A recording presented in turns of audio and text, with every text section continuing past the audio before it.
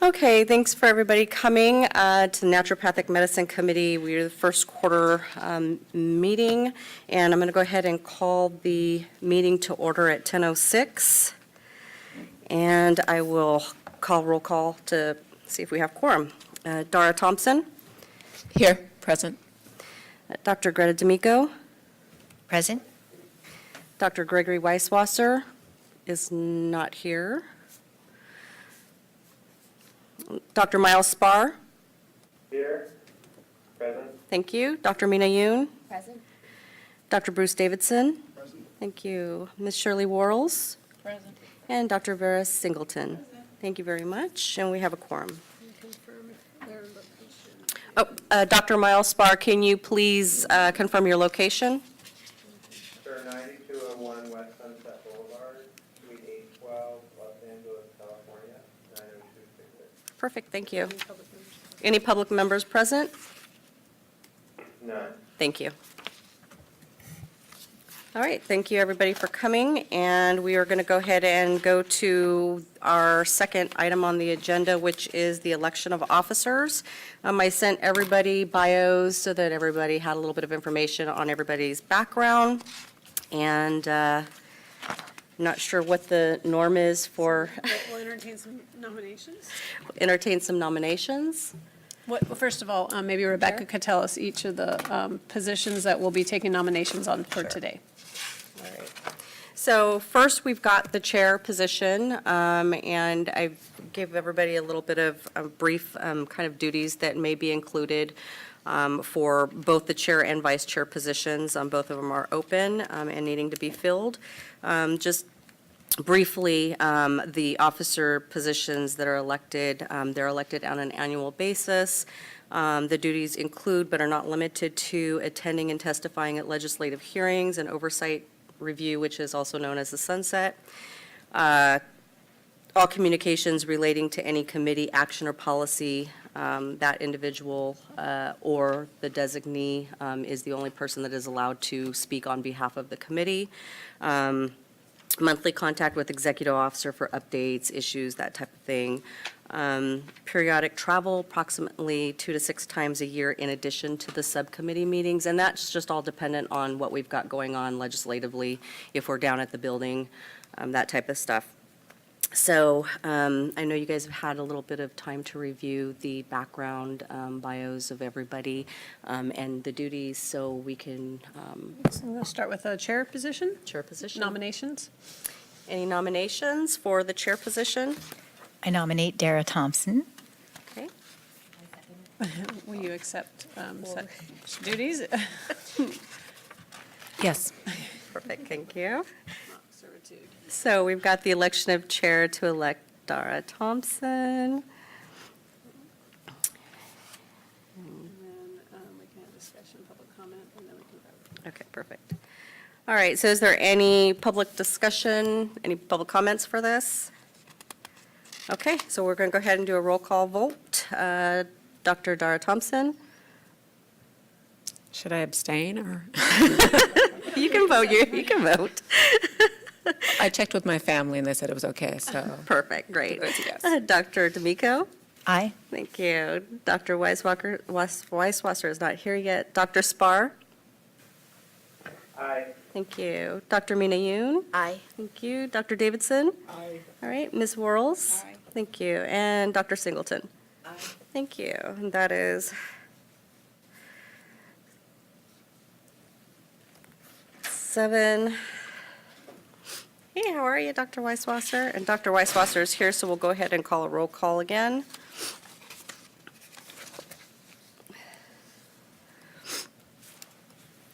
Is there not enough spaces up here?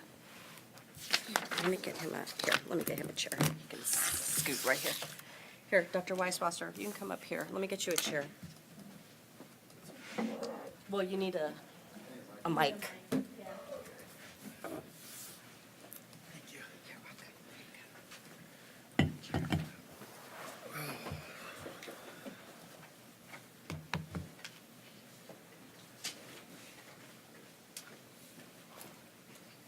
How are you?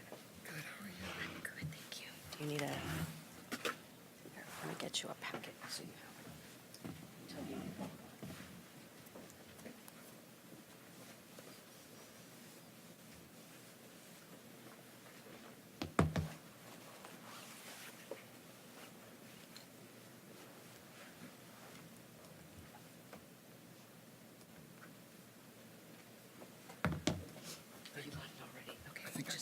Okay, perfect. If you don't need it, you just leave it to the side. Okay. Okay, so Dr. Weisswasser has joined us. I'm going to recall, roll call. So Dr. Dara Thompson, Sorry. Are we redoing We're the just vote or the attendance? redoing the initial roll call. Present? Thank you. Dr. D'Amico? Here. Thank you. Dr. Weisswasser? Here. Thank you. Dr. Spar? Present. Thank you. Dr. Yoon? Present. Thank you. Dr. Davidson? Present. Thank you. And Ms. Worrells? Present. And Dr. Singleton? Thank you very much. So we're at the election of officers right now. So, did we finish the vote? ICP man? Yes, we did. We'll go on to the next one. Okay. All right, so we have the second item in the agenda, item number 2 is election for vice chair. Do we have any nominations? I'd like to nominate Greta D'Amico. Okay, Second? all right. And Dr. D'Amico, are you okay with that? Yes. Okay, perfect.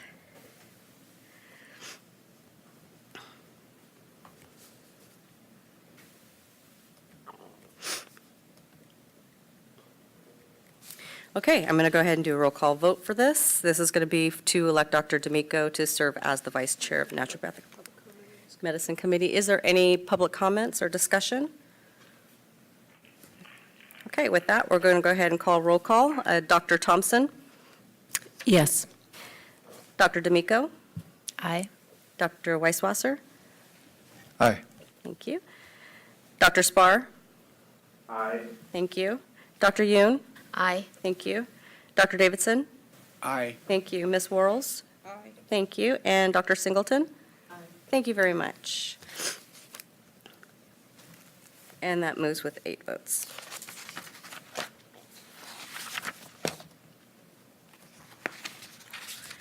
Okay, we're on the third agenda item. Are there any public comments? Dr. Spar? No. Okay, perfect, thank you. Okay, we're going to go ahead and go on to agenda item number 4, executive officer update. Okay, so if everybody remembers, back in November 15th at our last meeting, we reported that both the Naturopathic Medicine Committee and the Osteopathic Medical Board were going to be temporarily moved during an office renovation. Additionally, on November 15th, the executive director of the OMBC approved the final plans and authorized the Department of General Services along with the Department of Consumer Affairs facility units to move forward and start the renovations. During the renovation, the staff for both the committee and the OMBC were temporarily relocated to vacant office space in DCA. Although the renovation was originally scheduled to start the last week of November and go through the first 2 weeks of December, certain circumstances made that unattainable. On January 3rd, 2019, staff from the committee and the OMBC were relocated to a temporary office location, and the renovations were started at the National Drive office. The renovations were completed without any issues. The staff was able to return to their permanent office space on January 28th. During this time, the committee did not notice any significant delays to any of the licensing or enforcement processes. The staff has now been able to settle into their new office space and seems to enjoy the new space. It is lovely, so if anybody has time, you might want to come by and take a look. The renovation increased natural light to the office and included an addition of a file supply room for the committee. Before, we did not have that. We were kind of keeping our things under desks and wherever they fit. So we're definitely a lot more happy in this space. So anyway, this space also included a couple more cubicles for increased staffing in the near future. Title protection statistics. So unfortunately, because of some of the items that we were working on, I wasn't able to get those stats for you. However, I will be getting those preliminary stats for title protection. Any enforcement case that was a title enforcement, will definitely send those out to you guys so that you have them, and we will have them at the next meeting as well. Any comments or questions? Okay. So we're going to skip item agenda item 5 right now, which is the strategic planning. Looks like we're moving along a little quickly, so she's not here quite yet.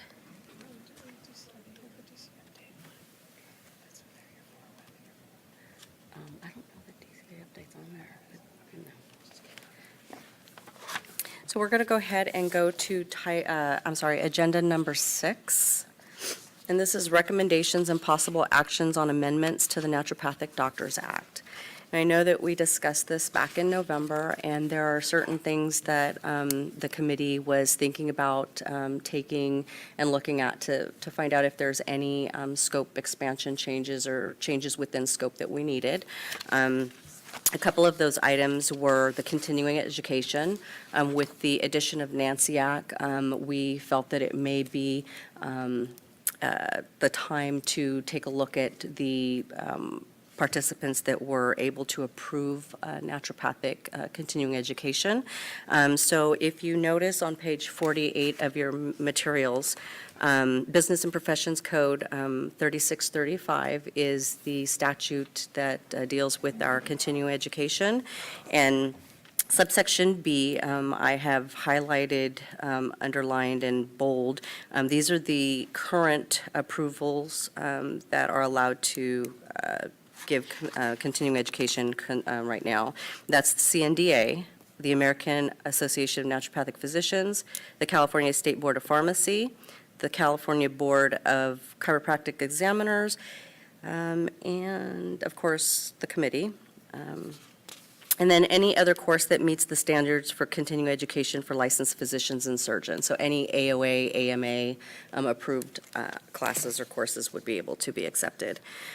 Furthermore, there is another section here that continuing education providers shall submit an annual declaration to the committee that their educational activities satisfy the requirements described in section 3635.2, and the committee shall maintain a list of these providers on the internet website. So currently, we do have a small list of providers that we keep. They're not been put onto the website currently because we're in the process of getting the website totally revamped. So that is something we also need to look at, because right now we don't have anything in regulations stating how we're supposed to collect this item. This is kind of a new piece that was added on to 3635 in the sunset cleanup, so this is something that we need to take a look at while we're looking at regulations. But for now, these are the items that we were looking at, so yes. So we had previously discussed, and I don't know if this is part of our discussion here, the parity with other states. So right now, if something is approved by, say, the Oregon board, we can't, licensed doctors in the state can't go take that course unless it's also approved by the AAMP, which seems problematic Right. for our licensees. Is that something that we should be discussing in this section? It is, yes. So currently, if there's been a couple of courses which the Oregon Board has approved, and we'll take a look at it, and we'll also give an approval based on the criteria that Oregon has. So currently, NANCIAC is another one that is doing the approvals kind of at a very high level, national level, so that any of the states can use them as long as they're allowed to be an approver for that state. Can you say what NANCIAC is for our participants? Yes, let me see here if I have it.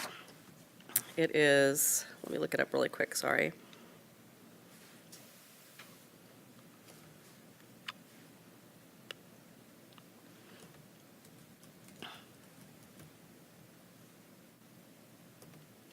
So NANCIAC was brought up by the FNMRA, which is the Federation of Naturopathic Medicine Regulatory Authorities. And NANCIAC is the North American Naturopathic Continuing Education Accreditation Council. And so again, they're at a high level, national level that accredits the continuing education. And we do accept their approvals? So we aren't right now.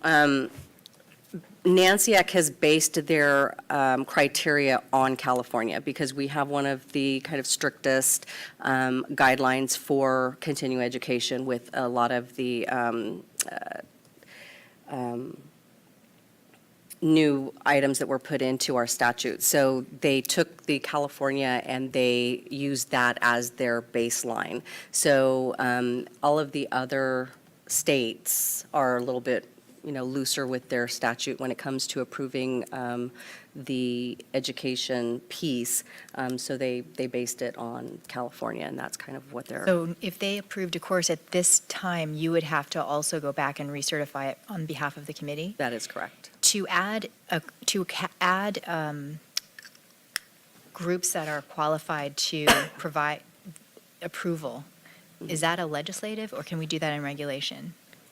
I'm sorry. So, for example, if we wanted to add the Oregon, if it's approved by the Oregon board, then we would automatically approve it without it having to go through scrutiny? That would go into statute. It'd have to be changed statute level. Now, if the committee has the authority to also, accredit and approve providers. So at this time, if something came over from Oregon, or if one of the licensees said, hey, I took this Oregon course and it was approved by the Oregon, and we check with Oregon, we'll take a look at it and make sure that it's definitely meets our criteria, and if it does, we'll go ahead and approve it for them as well. And are we more strict than Oregon? I thought it was the other way around. So our conflict of interest that were added into there, that is the portion that makes us a little more strict than other states because of that piece that the legislature put into our statutes. Can you repeat what that says? Oh, have to tell me I'd have why. to bring it. So what it mainly says that if anybody has any economic Gain from right, that presenting? they can't, they'd have to release that, and so there's a few different pieces in that, so those were the things that were added that we'd have to actually look at before approving somebody. And one last question on this NANCIAC. Mm-hmm. Are they currently approving a lot of courses or planning to, or? So they are. I know that they're in talks with Dr. Osborne. There's a couple of other people, and they're starting to take in applications right now. They have already approved the approvers. There's a council that actually meets, and they're made up with naturopathic doctors and educators that are kind of, that make up that, and they actually go through an approval process, and it's a pretty hefty process from my understanding. So do we potentially need to discuss whether or not we would like to put that in upcoming legislation? Yes, and so that's why it's in here, so that you guys can discuss it as a committee. If you guys want to have a subcommittee that would go and get language and that type of thing, or if you wanted me to go in and bring language back, but that's something that, it's up to the committee whether you guys would want to include that or not, and parity with other states.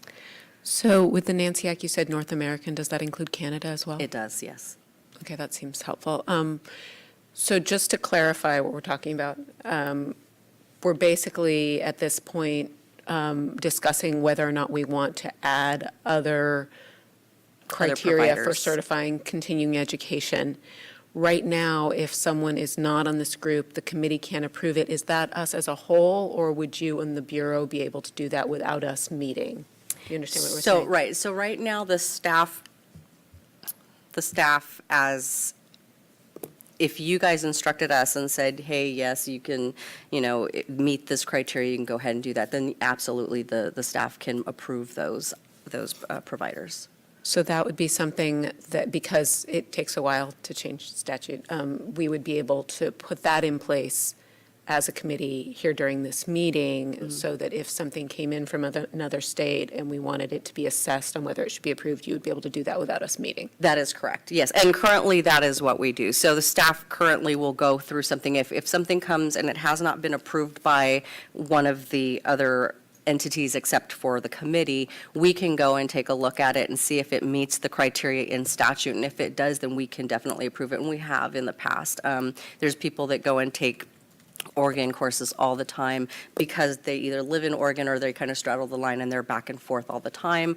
And we don't see any reason to restrict that. We do understand that people are taking So courses. can we give you a blanket permission to approve everything from, like, NCAC, for example? So NANCIAC, if we're going to approve NANCIAC as a provider, we probably would want to do that as in statute instead of looking at everything that NANCIAC has, because they're going to be approving a lot of stuff. So You have to we go want through to an make sure individual course every time if it's not in statute. every single time Makes we have to, yes. Mhm. And do we need to give you approval to do that, or is that in place and we just need to not change it?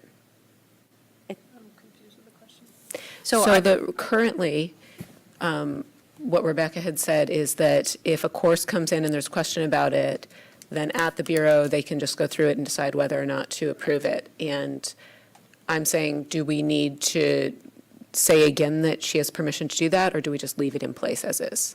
No, that sounds like standard operating procedure. Great.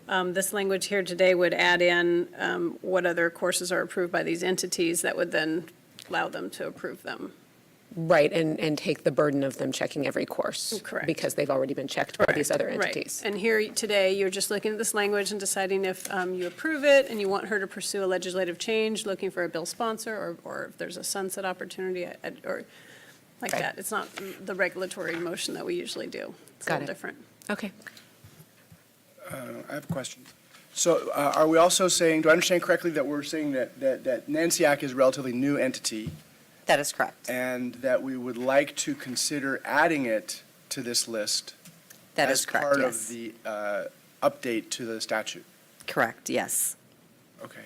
So it's not currently, It is not currently included in one of the approvers that's in statute. Right now, we would have to take a look at everything that they approve to consider whether we would approve it or not. so it requires some background It does, research? yes. Okay. And what is the qualitative difference for a vendor, if you will, going through the AANP versus NANCIAC? Good question. I mean, it's pretty equal. It would just be dependent on I guess, the provider, whether, or the vendor, if they want to go through ANP or NANCIAC. I'm not sure. It's kind of not one and the same, but they do Price the different? same thing. I'm not sure, because I don't look at the prices. Which was the one we discussed last time that, is it NANCIAC that would give you approval as a vendor for 2 years? It's done 5 on, years. I think it's 2 to 5 years, something like that. I'd have to go back and look. But it is several years that you're actually approved for. And then after that, it's just based by the courses that they're providing. It's really nice for a vendor who does a lot of training to just have approval for a period of time rather than having to submit every single course. Right, right. And that's kind of why they do that vetting so rigorously, because they want to make sure that that vendor is going to continue to be in compliance with these regulations and statutes, and that is why they chose California as the baseline, because our statutes are more rigorous than other states. I have a little suggestion, which is that when you next time interface with the person, your equivalent in Oregon, have them suggest to add the conflict of interest part that we have to their law. To their statute? And that way we can build reciprocity, because a lot of courses are approved through Oregon and a lot of California naturopathic doctors can't use them because they Right. don't want to get a second approval. Sure, and that's totally understandable. I know that there was NIH or something that just had that, or NHI, and we were able to approve them, and then we started getting a whole bunch, okay, well, can you approve this one too, and approve it? So it's one of those that just because we approve them one time for a course doesn't mean that they're always going to be approved for courses, depending on what the course is. So, but yeah, it's something that we would need to look at. Yeah, well, we could include them in the future if they matched our rules. Absolutely, Yeah. correct. Mhm. So it sounds like we need to look, I'm sorry, is it NANCIAC? at NANCIAC, and also at which states we would be interested in having reciprocity with. So, we've talked about Oregon, but then the question becomes Washington, Arizona, which other states would we want to include in that? Because if you're going to go and ask people questions about their criteria and say, okay, if you want to be approved by California, you need to meet these criteria too, it's going to be a lot easier if you're just doing that all at once, right? That is correct, yes. So do we want to get suggestions on states now, just so Rebecca has some ideas going forward? I'm sorry, so wouldn't that be what NANCIAC would do? NANCIAC would do that. So if a vendor, let's say that had a course that they were going to be offering in Oregon, if they didn't want to go and get that national level though, then of course it's just that Oregon state, and there's a lot of licensees that Oh, I see. use Oregon as well because they're either duly licensed or they're The vendor would have to straddling. go after a couple of different things. Yeah, I see. Okay. Correct, right. So currently, the AAMP, which is our national organization, also certifies continuing education, which qualifies in California. So there certainly could be a course which is certified by the Oregon Association of Naturopathic, or I'm sorry, I'm not entirely sure what their board or their certifying organization is, and the AAMP, and someone in California could take that and there's no problem. But I think what we're saying is there's a lot of courses which are approved by the state organization that are not approved by an overall national organization or the AMA, and should we include those as well, because it's coming up a lot and apparently causing Rebecca a lot of extra busy work. In your thanks. discussions at the national level or even North American level, is there an interest in really moving toward a central body rather than having it be state by state? And I think that's what NANCIAC is trying to do. So the Federation of Naturopathic Regulatory Authorities, it's a big, long word, but so what they're trying to do is they're kind of like a one-stop shop for all of the regulators for naturopathic medicine. And they're trying to make it a little easier for vendors to get approved and offer those courses for licensees, kind of on a long-going term. And then they're doing all of the legwork and making sure that they're meeting the criteria for what a vendor is allowed to do and that kind of thing. So I don't know if they're going to be more rigorous than what AANP is currently doing, because I know that they both are doing the same thing. And ANP is having a lot of interest and given a lot of information to FNMRA to assist them bringing this NANCIAC into play. That's good. Yeah. So Rebecca, what is your feeling about how useful it would be to list states for us to put into statute? Because that gets to be, there's a lot of states. It is, and it gets to be a little, we'd have to be careful because their statutes can change all the time, and we would have to, let alone our own statute, but then we have to make sure that we're reviewing and keeping up with other state statutes. I think at this point, the reciprocity may be a little hard to do. We're only two people, so it would be either myself or Raquel going and checking statutes constantly to make sure that we're meeting and that they're kind of in line with what our statute is. So that's a little hard. Oregon I can see because there's a lot of licensees that use the Oregon. But then again, we are not sure if Oregon has the conflict of interest part in their statute, whether those are being met. So I don't have a problem checking vendors that are going to Oregon first. But it would be nice if they just kind of went up and got either NANCIAC or AANP approval, and then it wouldn't be an issue.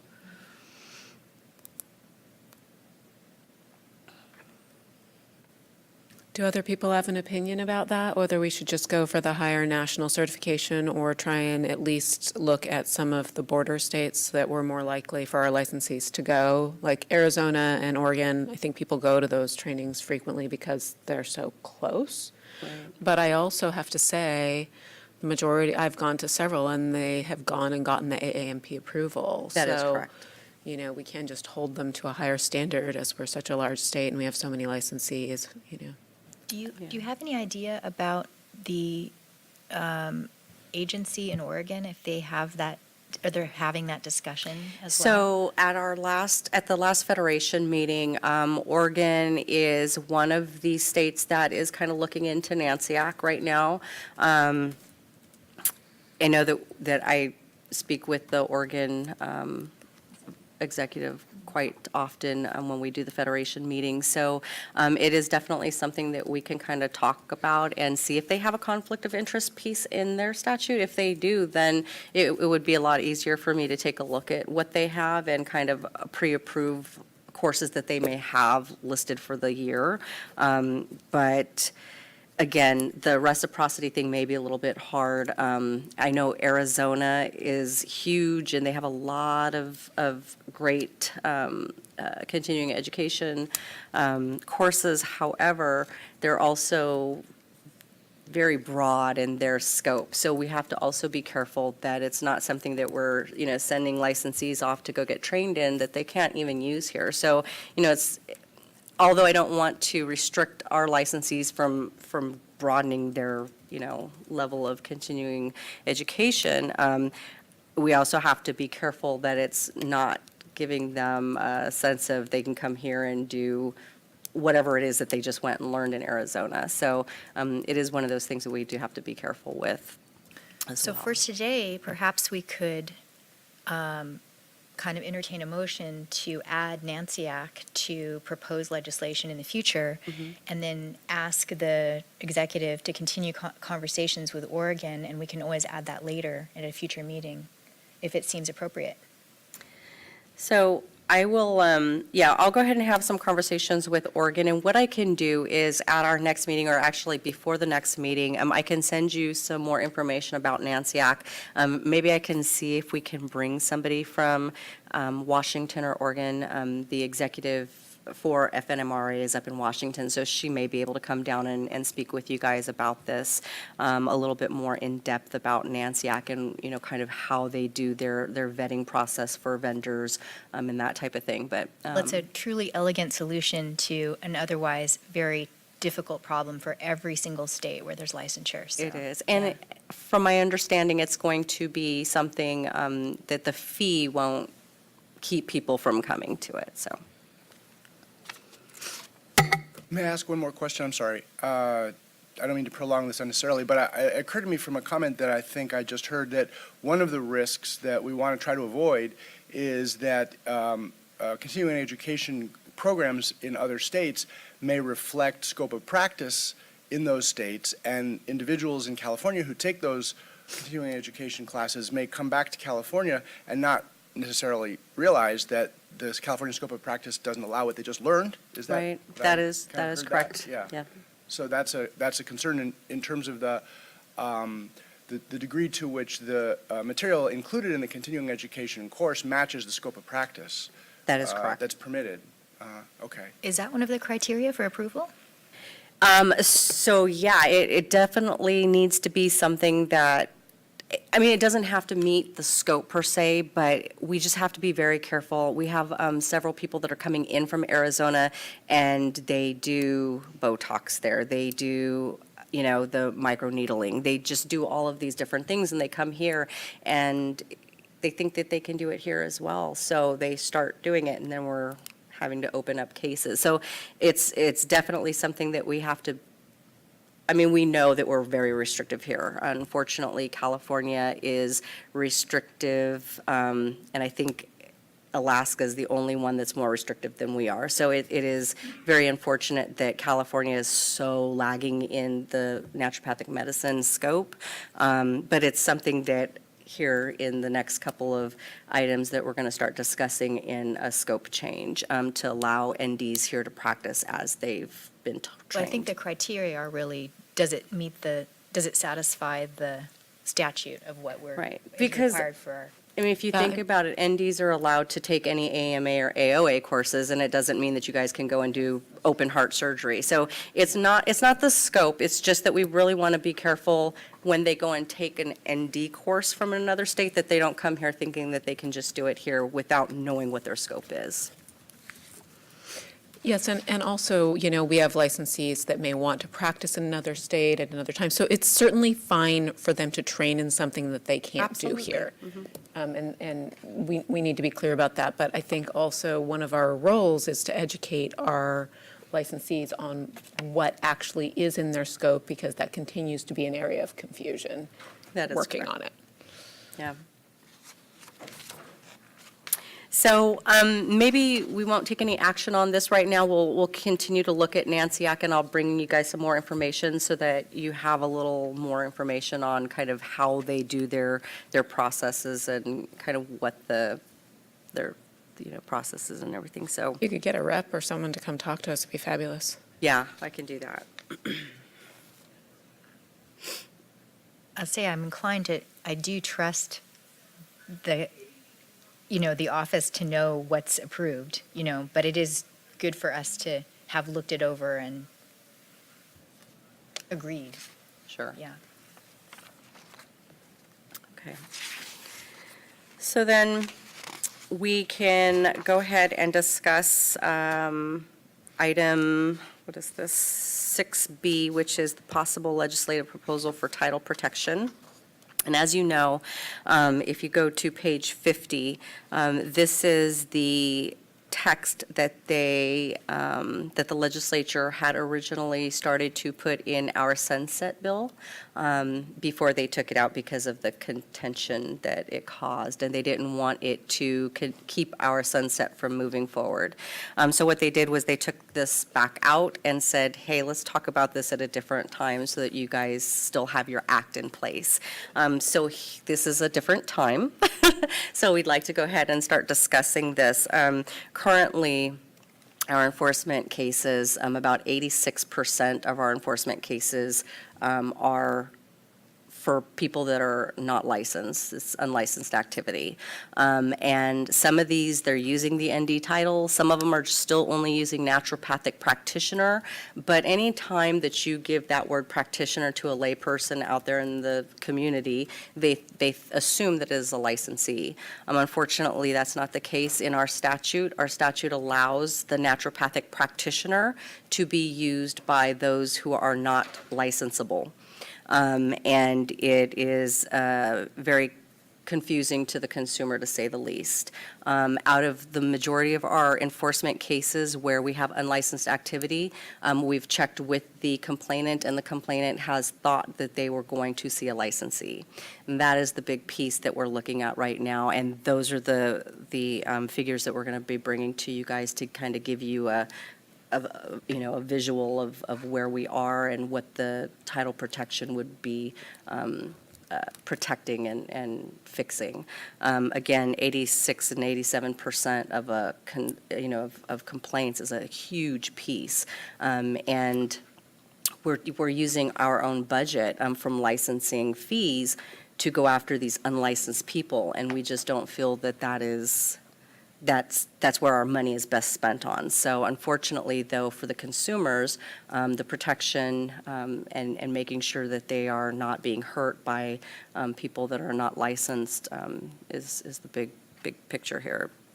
So if you look on page 50, this is kind of the text that we would be proposing and finding somebody that would like to take this and get it into statute for us and make a legislative change. I'd like to suggest we also consider just putting the word naturopath in there.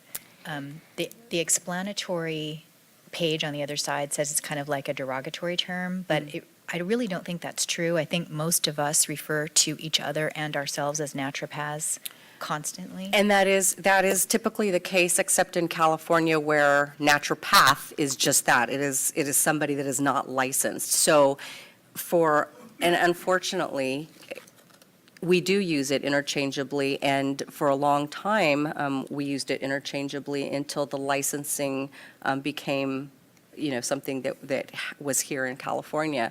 And now when you talk about a naturopath, you're not necessarily talking about a naturopathic doctor anymore. You're talking about those that are unlicensable. And I'm with you. I get it. Naturopaths should be taken out of that marketplace. And here on page 50, we actually have that in a restricted name, a title to be used. So I feel you on that. And we definitely have that as one of the titles that should not be allowed to be used out there in the marketplace except from a licensed person. So one of the things about this that I think perhaps you and I had discussed this was that this is a great opportunity for education for us if we move forward with this in a bill, because a lot of people in Sacramento don't actually know what a naturopathic doctor is licensed to do and what our scope is and what our training is. And in working towards title protection, we can educate people, which will facilitate us in several other actions that we want to move forward in. So this is an area which is, very clear, I think, for a lot of people, and it's an opportunity for us to put this forward, make a change that's going to protect consumers. If there's anything that affects consumer protection that we look at, this is huge. All of us who are practitioners have had people come in who've seen someone who said they were a naturopath and did something irresponsible or dangerous with that person. I think we've all experienced that. Yeah. So I think this is very important, it's very clear, and it's also just such an excellent opportunity for us as the committee to educate other people about what a naturopathic doctor is. Sure. And, back a while back, we had a case where a naturopath, unlicensed party, was claiming to be a naturopathic doctor and was stopping cancer patients from taking their cancer drugs and chemotherapies and stuff and taking herbs. And so it's one of those things where something that could have been prevented or treated became untreatable by the time they figured it out. It was just too late. So these are the things that we're trying to avoid and keep from happening here. But in order to do that, we really do need to restrict those titles that are out there that are currently allowed to be used right now. So we are going to probably get a lot of pushback from the actual unlicensable naturopaths right now because they think that there's no other title that they can use that would sufficiently say who they are, and if you take that out of the marketplace, then they're going to lose their, livelihood. So it's definitely something that the committee should probably be prepared for and may want to suggest other alternatives. We may want to go and start talking to some of the groups that represent the naturopaths and kind of see what kind of compromise we can come up with. But I think at this point, and showing the large amount of unlicensed activity that we have here, it's going to be one of those things, it needs to be done. And hopefully the naturopaths, if they are really into making sure that people are healthy and okay, that they're going to be on board with coming up with some kind of solution to this. But definitely, if nothing else, we really need to take that naturopathic practitioner out of there. Even if naturopath doesn't make it in there, I think that naturopathic practitioner is that key word that a lot of these people are using, and that's what the lay people are seeing and making them think that this is a licensee. So the proposed ask is the whole, everything that's on here. That is correct. And That then- is the proposed ask. Now, if we get that, great. If not, the least thing that we would accept or that we would want to go for here is either number 2 or 2 and 3, but definitely 2 because that's what we're seeing Because of the being word used the practitioner. most. Mhm. Is there an organized group of naturopaths? There are the Sunshine ANMA? Coalition, something. There's a couple of them out there, but we can go and get all of the opposition that was on that 796 bill, and we can get that for you. And you have a list of not just numbers, but stories? If they're closed, if they've been put to bed already, we can definitely bring the stories. If they're still being worked on, unfortunately, we can't talk on any active cases, but we can provide those statistics, and anything that has already been closed that we've already taken action on, we can definitely kind of give the stories, like the one with the guy that is now in prison for the second time because he was acting as a naturopathic doctor and doing surgeries and just taking advantage of people out in the Bakersfield area.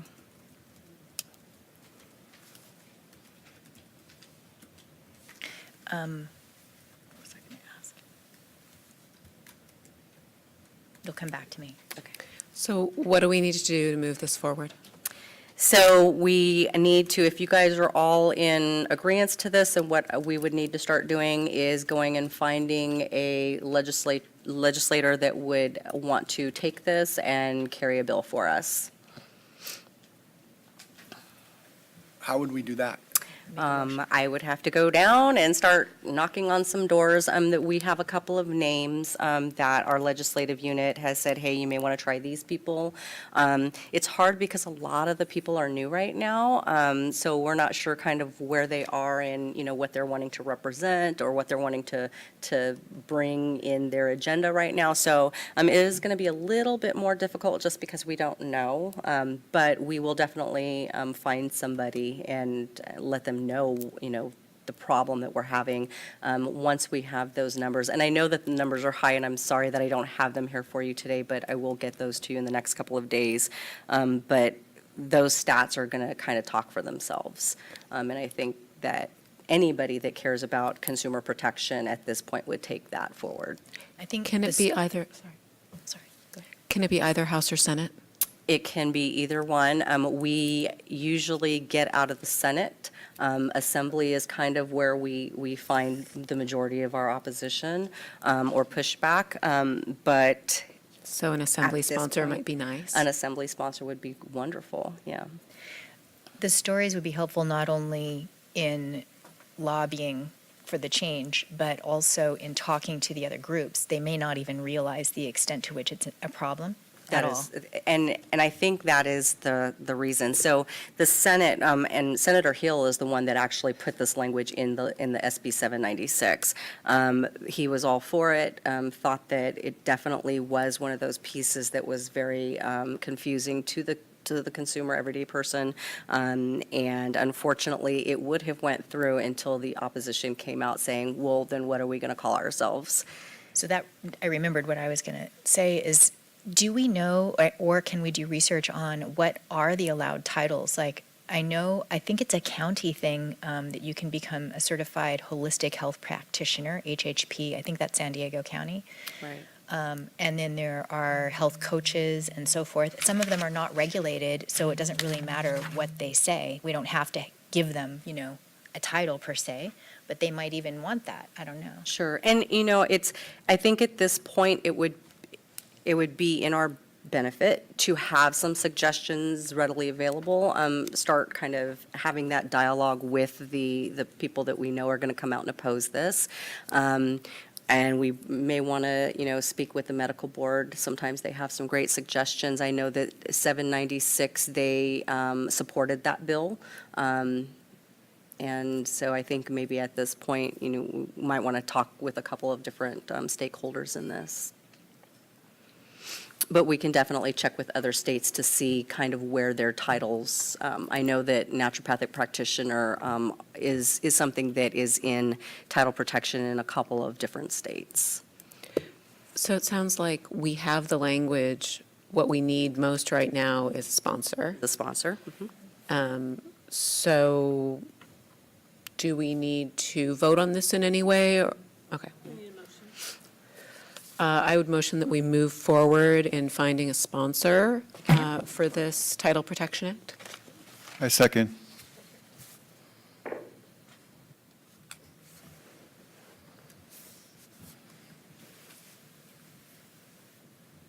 Okay. Okay, any more discussions about this or any public comment? Just a quick question. And so how do we make meetings with the stakeholders as well? So I can, if there's any stakeholders that you guys are interested in bringing to the table, just go ahead and let me know what they are now, or if you think of anything after the meeting, shoot me an email.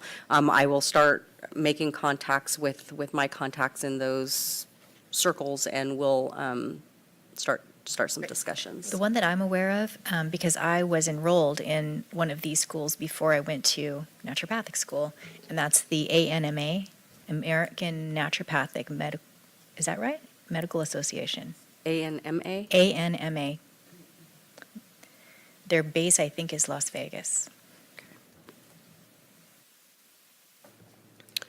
Do we want to see if anyone on the committee would be interested in being involved in that interface, so it doesn't all just fall on you, Rebecca, or do you want to be the initial person? So I can reach out to a couple of people like medical board and stuff like that, and I will be working with our legislative unit here at the Department of Consumer Affairs, and they will have, great suggestions, I'm sure. So I'll start in those two places. I'll also check with the AANP and the FNMRA to get a list of maybe states that we want to take a look at that to see what their title protections are. We want to make sure that we have something to show the representative that may want to sponsor this. So we can take those things, and then, of course, the chair or vice chair would probably want to make some time to come down once we find a sponsor that, or maybe even somebody that may sponsor it, and may want to come down and have some discussions. It would be very nice to have an ND present on that. There were Absolutely. I was talking more about interfacing with the potential opposition to the bill, like Yes. what Mina was just talking about. I think that, as much as we can have someone who can have a common measured discussion, that would be great. Yeah, that would be great. So if somebody wants to do that, vice chair or chair would usually be the person that we would fall back on, but if there's somebody else that the chair feels that would like to do that, you can. I mean, certainly I think we can, but if there's other interest of people who feel like they would be able to establish a good rapport or be able to have those discussions, I'd be interested to hear. No? Anybody? I mean, all I have is that I had that little bit of experience. So I was enrolled with Westbrook University, which is one of the 3 schools that trains naturopaths, if you will. Okay. And I think they're still a going concern, but I'm not sure. There was also Clayton, which I don't think is. Clayton has been Current. closed down. There was another, I think, natural Trinity school. is what I Trinity, meant, yeah. And then University of Natural Medicine or Natural something here in California, and they actually got a cease and desist. They were offering naturopathic doctorates, and we said no. It's not an accredited school. And so the Board of Secondary, what is it, BPPE? Private secondary. There you go. I only know them by BPPE. But they took action, and I believe that they're allowed to fine up to $100,000 or $50,000, some big fines now. So they told them that they can no longer offer those. They can still offer a naturopathic course, but they are not allowed to offer a naturopathic doctorate in that, because that was the piece that people are saying, but I have this piece of paper that says I'm a naturopathic doctor, and unfortunately, it's not accredited, and none of the states or Canada would. Cases they actually, well, I'll say I'm not sure if they're doing it purposefully, but many students are misled into what they actually And are that able is, to do at the that's end what of we it. were finding. We've had students from some of these colleges calling us saying, I was just informed, or I just found out that I can't do anything with this piece of paper, and I can't go, take this exam. And unfortunately, we have to be the one to tell them that, yeah, the $30,000 that they just paid to go to this 6-month course, or, 2-year, whatever it is, that they can't use it for anything more than just providing, kind of direction or supplements and that kind of thing to people. So also, We are looking for an author for a bill to sponsor for next year, since we've missed the deadline. So Yes, that's- we that have is correct. a year to look for an author. That is correct. And I think at the last meeting, we kind of felt that we needed to sit back and kind of get everything together and get all of our ducks in a row before we go out and find somebody to take this on, because we didn't want to try to get it done all in one year. So we definitely want to find, go out there and provide that education to the new legislators, and that way everybody knows where we're coming from. Well, I'm happy to help as the need arises after making contact, we can just be in conversation about it. That sounds Yeah. good. And I know CNDA wanted to be involved too, and so they needed to kind of take a little time to kind of get back into the position to do so. Okay, so we've got a motion on the table to go out and look for a sponsor to take on the title protection. I'm going to go ahead and do a roll call. And Dr. Thompson? Aye. Okay. Dr. D'Amico? Aye. Thank you. Dr. Weisswasser? Aye. Thank you. Dr. Spar?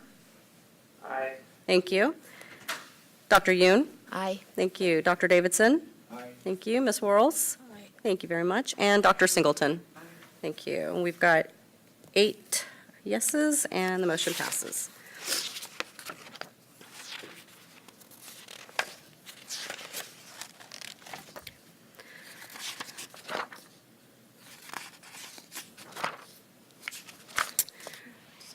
Okay, and Solid is in the house, so we are going to go ahead and go to tab 5, and that's going to be page 14 on, and I will get her presentation up.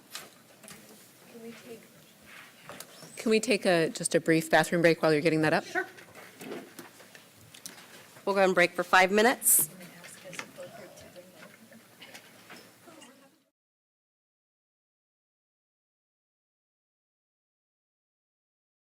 Solid training and planning.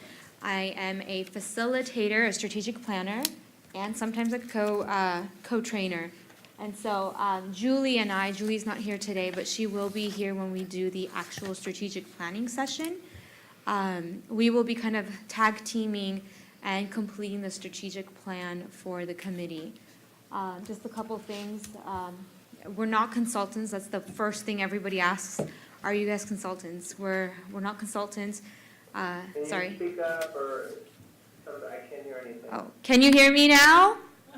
Perfect. Thank Okay. Sorry, everybody. So we're here. We're just a neutral party, and we're just there to document the discussion and kind of lead everyone along. A couple things I want to let everybody know. When we do the strategic planning session, there are 3 questions you always want to keep in mind. One of them is, where are we now? So that will be the pretty much the environmental scan and all the analysis that we will be doing. And then we'll also be looking at where are we going, addressing the vision statements, and how will we get there is kind of the goals and objectives, and also kind of action planning as we get to that point. So for the preliminary meeting, we met with Rebecca, both Julie and I, and one of our managers. We met with Rebecca, we talked about the process, identified certain roles, and one of the things that we'll be doing today is identifying goal areas that you all would like to focus on for the strategic plan. And then the next step, once we identify what those goal areas are, we'll begin the environmental scan, which is kind of going into the asking questions of the SWOT analysis of the stakeholders, staff members. I'll be conducting interviews with you all to get your feedback and your kind of what's working, what's not working, opportunities, challenges that you are currently facing within the program. And then once we gather all that information, I'll create a report for Rebecca, and you will all will go through and finalize it. And then during the planning session, or at least a week before the planning session, you all should receive a copy, and also some worksheets that will go along with it, and we'll start the kind of developing the objectives part. And then once that's done, we'll go into the action planning phase. So once the objectives are developed, we've met, and then staff and I and Rebecca will work on developing the action items. How do we carry these objectives into fruition or into the next steps? Kind of to-do list action items. Typically, committee members aren't involved, and so at that last phase, but that's just something that we do in addition to the strategic plan. The SWOT analysis, how many of you are familiar with that? Awesome, okay. So we're gonna go through the strengths, we're gonna identify what are the resources or the capabilities that are working for the committee. We're gonna talk about some of the weaknesses or the challenges. I think this is my favorite part because these are the areas that you start working on, like, okay, how can we improve the committee or what areas can we look at?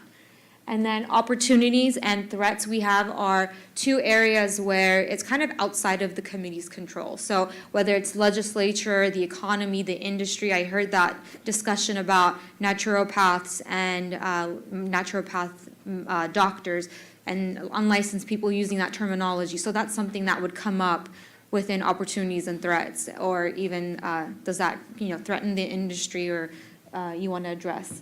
And then, so just kind of reiterating some of the things that we talked about or I mentioned, the strengths and the weaknesses are internal evaluations of the resources and the capabilities of things that are working within the program. And then the opportunities and threats, again, are things outside of the program's control. So kind of getting to identifying what are the goal areas you all would like. On that sheet that's before you, on the back side, it says 2015 to 2019 strategic plan goal areas. So you had licensing and continuing education, you had enforcement, legislation, and regulations, administration, and outreach and education. So those were the prior goal areas. And so for the 2020 to 2024 strategic plan, today I wanted to kind of get your all's input and figure out what are the goal areas you'd like to focus on for the next strat plan. Do you want to maintain these 5? Do you want to edit any? What goal areas would you like for us to focus on for the strategic plan? At which point, so in the last plan, before I was here, there was a survey sent out basically to all naturopathic doctors as part of the information gathering, which actually helped the committee to be more fully informed about the challenges the doctors were facing, or other things out in the community as well. At what point does that come in on this process? So that is the step after we select the goal areas to focus on so that we can gather that input. So what happens is when the strategic plan was done, so you had licensing and continuing education goal. That was the area, and then the stakeholders would identify within that goal area what was working and what was not working. And then we, or whoever was working at the time, took that information and put it in a report and provided that to the committee, and that way you could see their responses, their ratings of how well the program's doing. But this is kind of the first step of the process. Yes. Along those lines, though, it strikes me that perhaps input such as that would be helpful in setting goals. That will come in during the objectives phase when you're establishing, so once you kind of gather all the feedback and you're looking at where are the areas of concern or the challenges, the concerns, then during the planning phase is where you start, okay, well, this is what we need to focus on. This is what we need to, these are the objectives that we need to develop to address these concerns. Whether it's stakeholder level, committee level, staff level, you'll kind of get a piece of every single part. Do we have access to the previous survey that was? You should have received an environmental scan, possibly when you did that. We can work with the committee and see. So we've got a lot of new members that weren't Okay. here during the last strategic planning session. So I can tell you that the strategic plan is right behind, starts on page, the current strategic plan starts on page 33? 33. 35 on mine. And so basically on on the last strategic plan, we were able to get a lot of this stuff done. So there, you can see, starting on page 37, those are the goal area summaries that she's speaking of. And if you continue on to page 39, it kind of broke down each one of those goals and what we were going to be tackling in that plan. For the most part, the majority of this is done. For licensing and continuing education, I think at this point, the only thing left to do is to, decide whether we want to add people to the approver in our statute for continuing education, like NANCIAC, that type of thing. Other than that, and then to figure out in regulation or maybe just an office policy, how we're going to go about getting those certifications, annual certifications from those vendor providers. But other than that, that licensing and continuing education piece seems to kind of be done. I think at this point, if I can suggest in licensing, I think the things that we're looking at is going to be done, or that need to be done for licensing, needs to be done in statute and regulation. So that's kind of a legislative piece more than licensing. If you take a look at the enforcement, right now, we've kind of got the enforcement under control. We met with the Division of Investigation with DCA, and we were able to really put some really great practices in place and policies for enforcing and keeping enforcement up to date and kind of tackled. So for enforcement, I think the only thing is that title protection piece, which again, isn't really enforcement, is more legislative. So legislation and regulations, I would definitely suggest keeping in one of the goal areas, because that's kind of where we really need to push further on. Administration, I'm not sure if there's anything in administration that you guys want to tackle, but outreach and education objectives is going to be a big piece. That is the one part of the last strategic plan that we didn't get to do a lot with because of fiscal limitations. We had a lot of budget limitations in the last couple of years. We have just increased fees, so that is going to assist a little bit with, funds that we can use for outreach.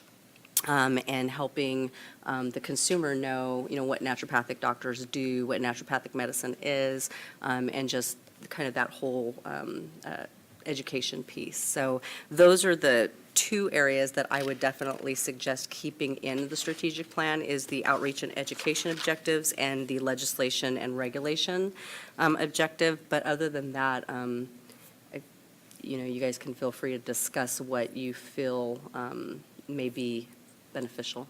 So are these also listed by priority?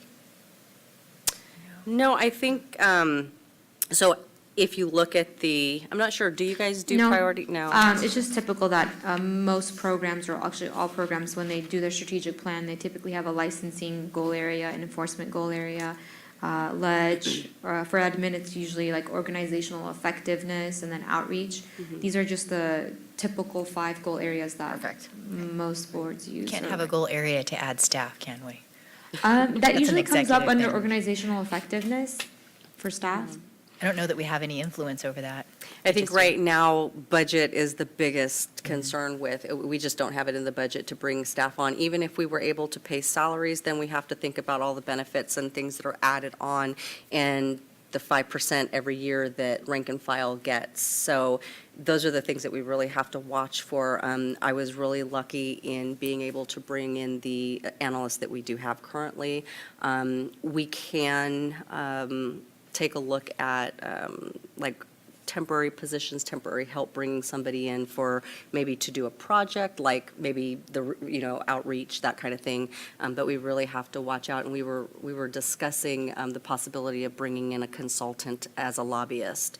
So these are things that we're looking at to see whether it's in the budget and to see if we can do it legally, because the lobbyist is a little on that side where we may or we may not be able to bring it in. So it's one of those things that we're kind of looking at right now. It's very satisfying to look at this list and to see that 3 out of 5 are pretty much done. Completed. That's amazing. Thank you so much, Rebecca. I wanted to ask a question. Thank you for going through the prior goal areas in the detail and reminding us about those achievements. I was wondering in number 1.3, in terms of the clear naturopathic doctor, physician, and surgeon supervision agreement template, is that something that's done? So we don't have one. CNDA does have a template, a sample that they allow their members to use if they want one. We have offered for NDs that are looking at getting a protocol in place to send their sample, and we can take a look at it and see if it's something that is allowable or not. Other than that, we have not created a sample yet, and the reason being is because that kind of is going on the lines of legal stuff. We just don't know that we want to get our hands in there. But I know that the CNDA, and we do let everybody know that calls in that they can find a sample through the association, has a sample. Okay, and that meets California regulatory requirements? Because it is the California group, right? Right, so it's the CND. California Naturopathic Doctors Association, and they have a lot of services for the licensees. I'm sure if a consumer calls them and says, hey, I'm looking for, an ND in this area, they could probably put them in that direction. Mina, there's a. Yeah, so I guess where I was going with that, actually, is that one of the things that's of great interest to me, and as we're having our discussions, I appreciate the opportunity for me to learn more about the challenges and opportunities faced by naturopathic doctors. One of the things that we talked about a lot already today is ways to protect the title, and that's sort of looking at one angle of the practice, the scope of practice, and the ability to practice. Another angle that interests me a great deal is the whole area of integrative medicine and the ways in which naturopathic doctors can partner with other practitioners, pharmacists, nutritionists, medical doctors, in ways that face the public and show the benefits of naturopathic medicine as complementary to other ways that people seek out healthcare improvement services, if you will. And so I wonder if that's something that there may be any value to including in the goals and objectives. And I don't. In reading the prior goals, I'm not sure that I see where that would fit per se, but maybe I'm missing it. So typically, that does come up actually very frequently.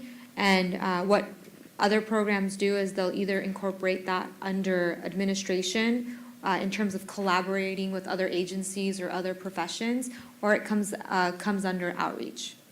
So maybe it's just a little fine tuning of the definition of outreach to incorporate that in, but that is an area that many programs are actually right now looking at, because there are some professions that there's like those little fine lines or intricacies. So typically it's either under outreach or organizational effectiveness. And we would have a chance to kind of deliberate. We would have an all-day meeting where we could actually talk about all of the things, what we would want to put, as long as that goal area is there, then we can go for it. Yeah, absolutely. And I think that would, again, hit either under the administration, organizational, or the outreach. And I think, the outreach is going to be a big part of our strategic plan this time around. Huge. That would be great. Thank you. So I've identified legislation and regulation and outreach and education are the two key ones.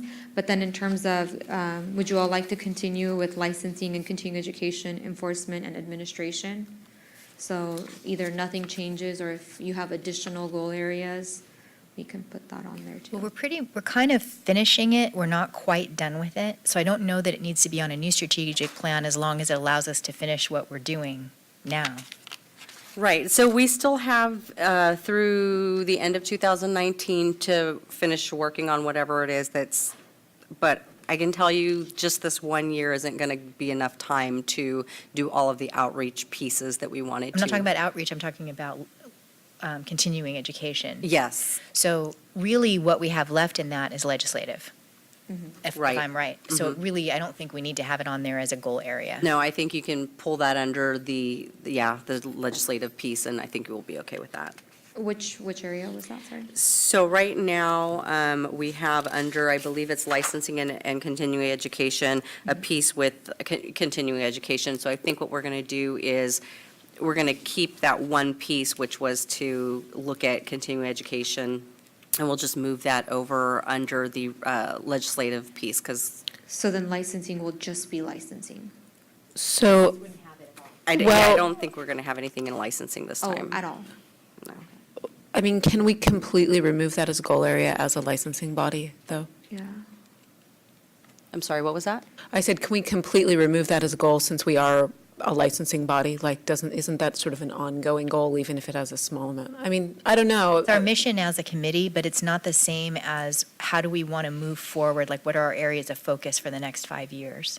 But all of it is always going to be there, right? And you can definitely keep the licensing and continuing education piece in here. You don't have to take it out, but there's going to be different little goal pieces that we want to Exactly. The subset of what we're focusing on would be different, but it as a category seems, I don't know, I'm so sorry, I've forgotten your name. Lucy? Lucy, I mean, would it be standard to keep that in? Yes. Okay.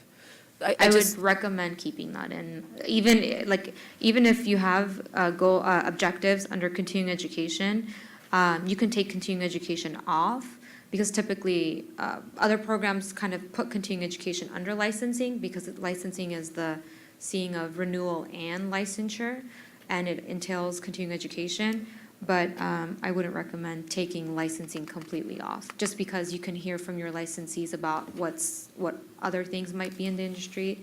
That way you can at least come up with objectives in case something does come up. Sure. And what about these other two areas that we don't have a lot of specific goals on regarding enforcement and administration?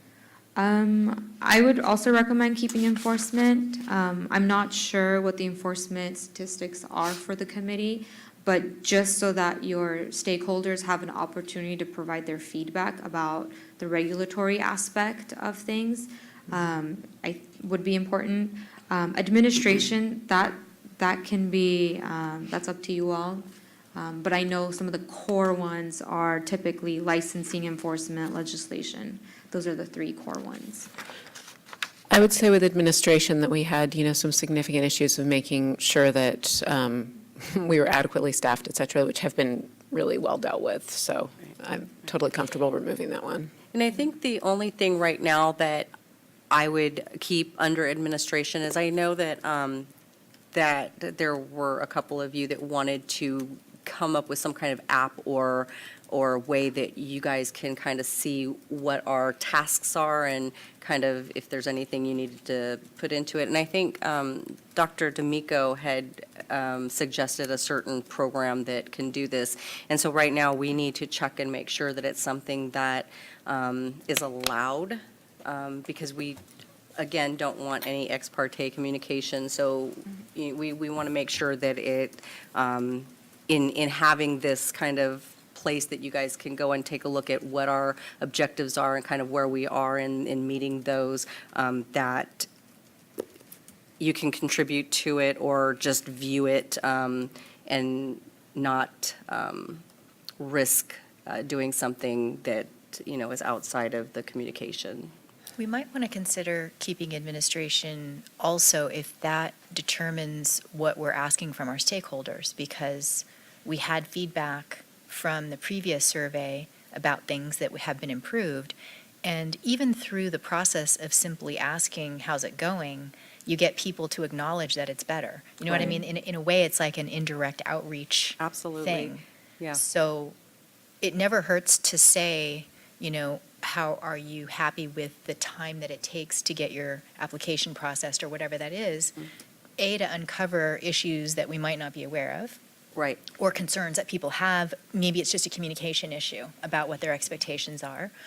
And also just to have them realize all the things that the committee actually does. It's kind of an educational piece to ask the question.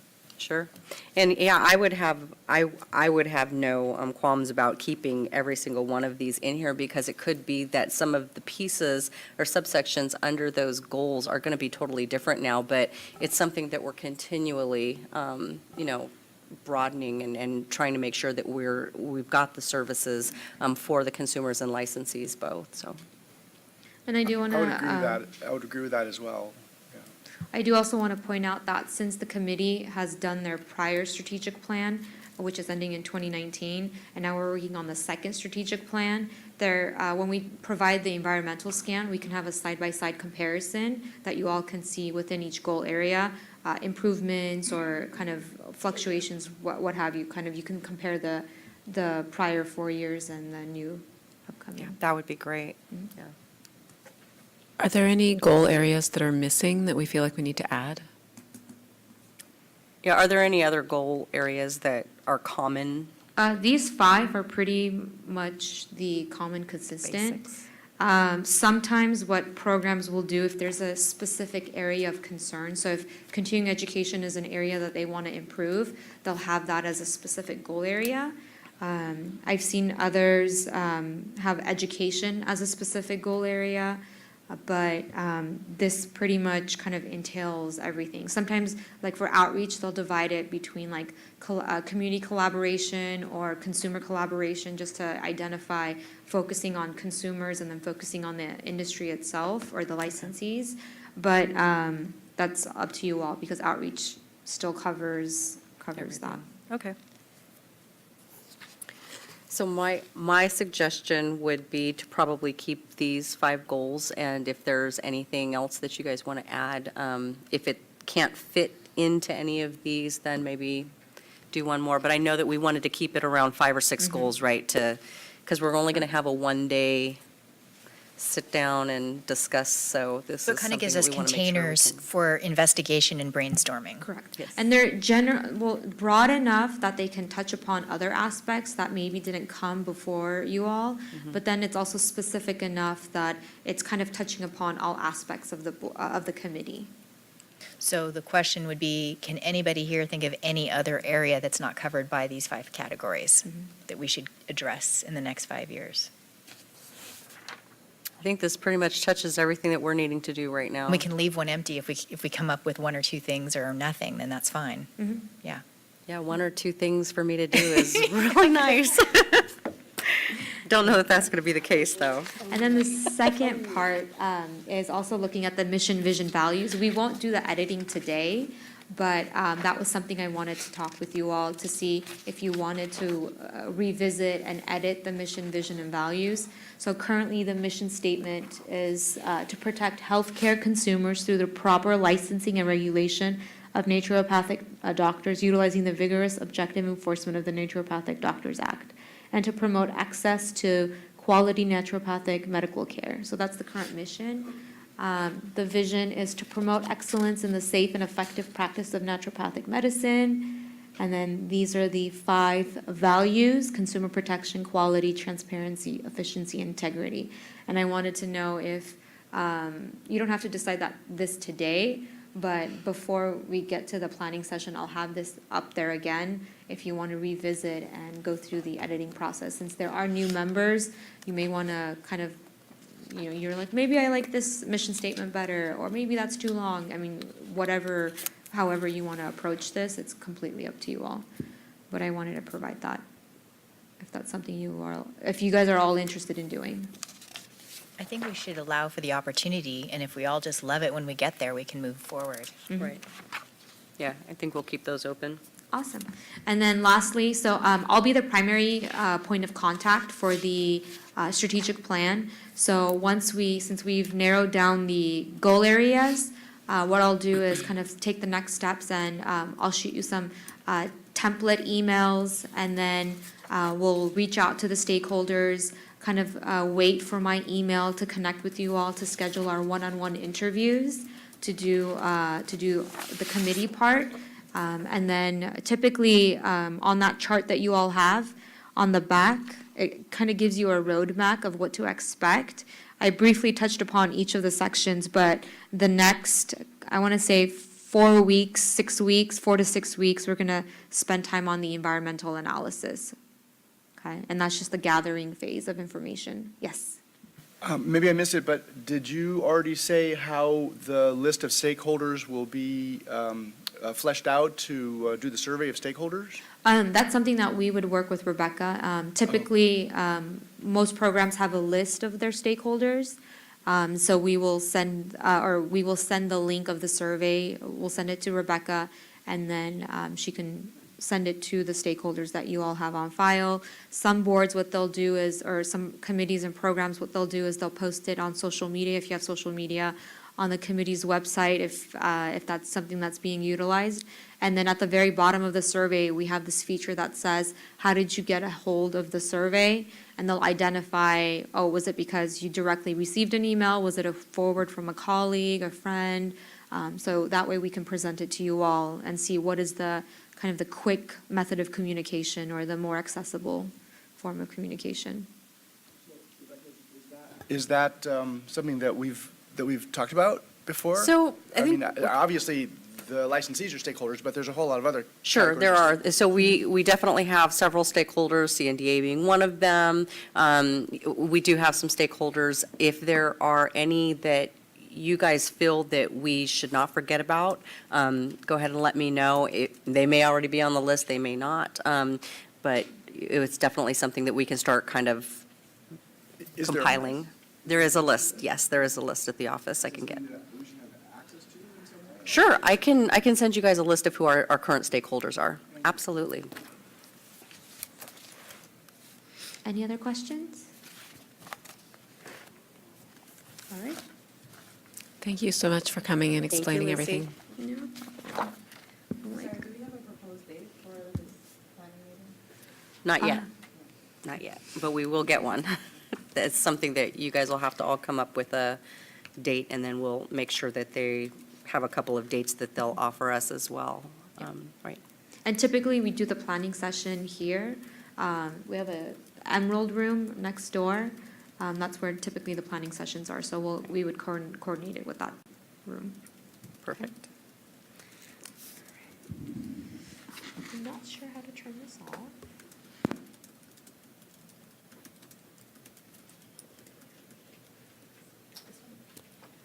Thank you. So we're going to break for lunch now. Nice meeting you all. Thank you. Yeah, 30 minutes. Okay, so we're going to go ahead and break for lunch. We'll take a 30-minute break and go offline. So we'll come back online at 12:15.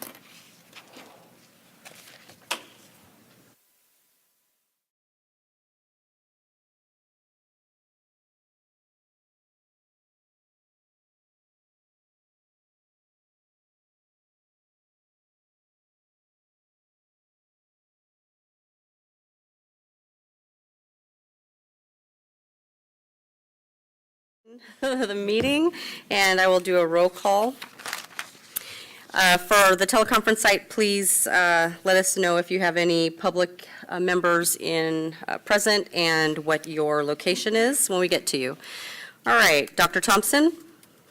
Present. Thank you. Dr. D'Amico? Present. Thank you. Dr. Weisswasser? Present. Thank you. Miles Spar? Dr. Spar? Present, no public members. Perfect. And your location, please? 9201 West Sunset Boulevard, Suite 12, LA. Thank you very much. Dr. Yoon? Present. Perfect. Dr. Davidson? Present. Thank you. Ms. Worrells? Present. Perfect. And Dr. Singleton? Present. Great, thank you. We have a quorum.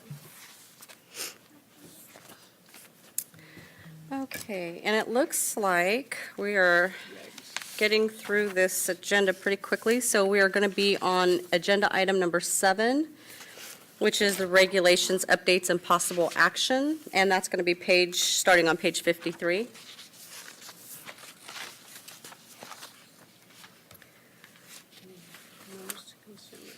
Okay, so on page 55, you guys will actually see the very first subsection A of agenda item number 7, and this is the notice to consumers. This is the regulatory language that we came up with, and it's in front of you today to adopt. If you adopt this language, then you can, at that time, direct me to start the regulation package for this. Does anybody have any questions or? I have a little question. Sure. I think that we had talked about that if you put something like this on your website, that would also qualify. Yes. Is that true? And, because it's not really listed in here, I'm wondering. So in here, it gives 3 options. It gives the prominent posting notice in area visible to patients, include a notice in a written statement. I think you're right about that, though. I don't think a website, because not everybody is going to go to the website to see that doctor. So it has to be something that I see in person. that the patient receives in person or sees and is visible at the clinic. Okay, so does one assume that you take it from the time that this is published onward, that you don't have to go back and do this for all the patients that you've seen over the last 20 years? Miss Legal Lady. I think that's covered also in, so if you post, you're not going to run around with a sign showing it to everybody who may not come into your office again, right? So a lot of people are going to typically choose the posting version because it's less expensive, it doesn't create new forms. So that way, every person who comes into their office is going to see that. Any person who receives it on a discharge paperwork will receive it then. So that is also showing that that person was in there recently. You don't have to track down people who saw you 50 years ago and aren't seeing you anymore. Right. So discharge, you mean at the end of an appointment? Right, so, or the statement that usually it's discharge instructions, or, because that's the third option you can choose. That's kind of a hospital term that they use when they get you out of the hospital. so, Or, yeah. or you can do it on letterhead in a regular statement, just in issuing them this information that's in the regulation. Right. And then you keep it in your file, a copy of it So in you your could file. mail it to everyone. You don't need them to sign it. You do. You need them to sign I it. think item number 3, it says signature line for the patient. And item number 2 also indicates signature. So unless a doctor is willing to have every person as they come into the office sign this, they need to really post it. Right. Is kind of what it comes down to. That would be the simplest form of notice, right? And easiest to implement. Would it be sufficient to include it in new patient paperwork? You could, yeah. But you still need a signature showing Right. that they received that. Right, but like, we have a signature form for HIPAA, and, it could sort of be in all of that, but you wouldn't have to go back and have all of your previous patients. It would just That be is- ongoing. Right. Wait. As long as you have that signage in the office, so that the older patients, the previous patients that don't have that signature can still see the notice to consumers. Or But if add- you had to post it anyway, why would you include it somewhere else? Right, so you're just picking one of the 3 options. Right. So you either have to post it or you have to track down your old patients. Well, as they come, I think it would be more like as people come in. We have updated paperwork for you. Correct. Right. Like they do at the vet when I get there and I fill out the Got it. updated. on my And dog. I've went into several Kaiser clinics, and it does have the MDs, which is funny because they also employ DOs and they don't have an osteopathic sign, which amazes me, but The DO board passed this when I was on, same thing. they do, They right? put this language, Sure, yeah. But some clinics like Kaiser who yeah. employ, yeah, so yes, this is, if you guys agree to this language, then we can go ahead and do a motion to adopt, and at that time, you would probably want to also direct me to start the regulation package for this. Which I have that lovely motion. Because, I always get confused with the So, verbiage. Move that we adopt this language as proposed and direct the executive to pursue the regulation package to enforce it. All right, I'm going to go ahead and read Oh, you're so polite. You everything waited so we for me can to get it finish. included in there, and then you can say so moved. And it's a small paragraph. And I move that we approve the proposed text for a 45-day public comment period and delegate to the executive officer the authority to adopt the proposed regulatory changes if there are no adverse comments received during the public comment period, to follow established procedures and processes in doing so, and also delegate to the executive officer the authority to make any technical and non-substantive changes that may be required in completing the rulemaking file. I so move. Thank you. Second. Thank you. Okay, and I'm going to go ahead and do a roll call vote. Dr. Thompson? Aye. Thank you. Dr. D'Amico? Aye. Thank you. Dr. Weisswasser? Aye. Thank you. Dr. Spar? Aye. Thank you. Dr. Yoon? Aye. Dr. Davidson? Aye. Thank you. Ms. Shirley Worrells? Aye. Thank you. Dr. Singleton? Aye. Thank you. Okay, we've got 8, and that motion passes. Okay, and moving right along to Section B, this is going to be for amending the California Code of Regulations, Section 4240, which is in regards to our fees. So basically, we had the fee increase, and so a lot of the language in the current regulations is outdated. So at this time, starting on page 57 and page 58, you'll notice the amended language. And if you guys agree to this language, then we can go ahead and move forward like the last agenda item. So in B, we're just basically updating all of the fees. The initial licensing fee schedule has been updated. And is this correcting, there was one area there had been something that was incorrectly listed in the, Yes. So if you notice, let me see if I can find it in here. So, yeah, so Section A under 4240, the application fee, although that was changed to be able to collect 500 in statute, the way it was written, we would have had to change it in regulations as well to make it effective. The rest of the language in our statute was written in a way that it made it actionable at that time without the change of regulations. But since we have to change regulations anyway, we're going to go ahead and do that. If you wanted the 500, we didn't go after the 500 right now for the application. We left it at 400, just because we kind of want to see where we are with the increase without putting the application fee up to 500. If you guys choose to at this time, we can make that change right now as well. I mean, we don't want to charge our licensees more than is necessary, so, but we also want the board or the committee to be solvent, so So you that's tell a- us if we need it. So that's $100. We take in about 96 to 120 applications a year.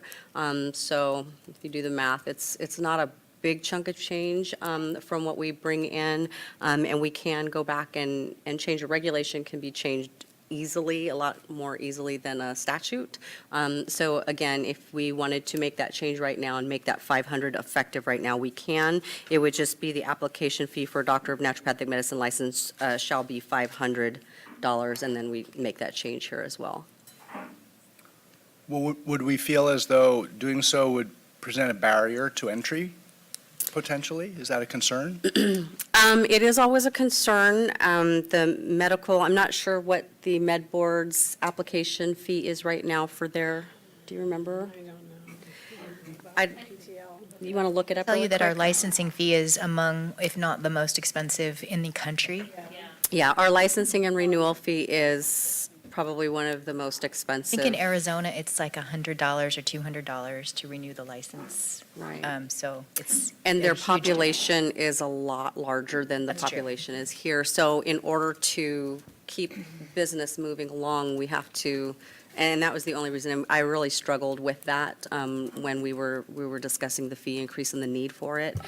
It was either that or get rid of staff, and I definitely don't have a lot of staff to get rid of, so that's what it was. The application fee at 400 is still reasonable. At 500, it's still reasonable, but when you are paying a $500 application fee to be a nurse or a physician with a scope that's a lot broader, you're going to see people kind of, How about 450? so at 500. What would be the we purpose can- of we wanting to can- raise it at this time? What's the ceiling So the ceiling, I think it's 500, 500, 500. in this statute Yeah. for the licensing fee or application? Yeah, let me read the statute. I didn't put it in here, did I? No.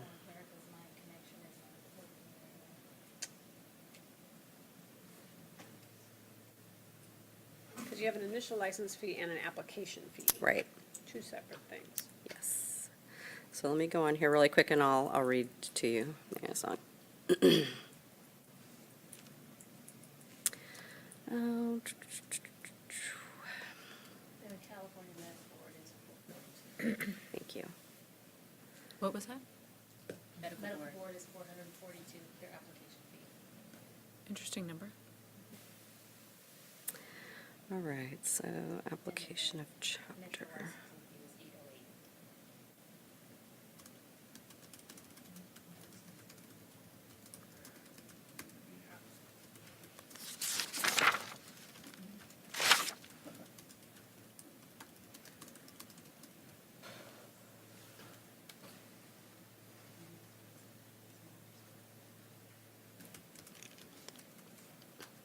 Okay, so the way that it's 600. So the way that statute 3680 reads is the application fee for a doctor of naturopathic medicine shall be no more than $500 and may be increased to not more than $600. So we do have a little bit of room to increase it in the future if we wanted to go up to 600.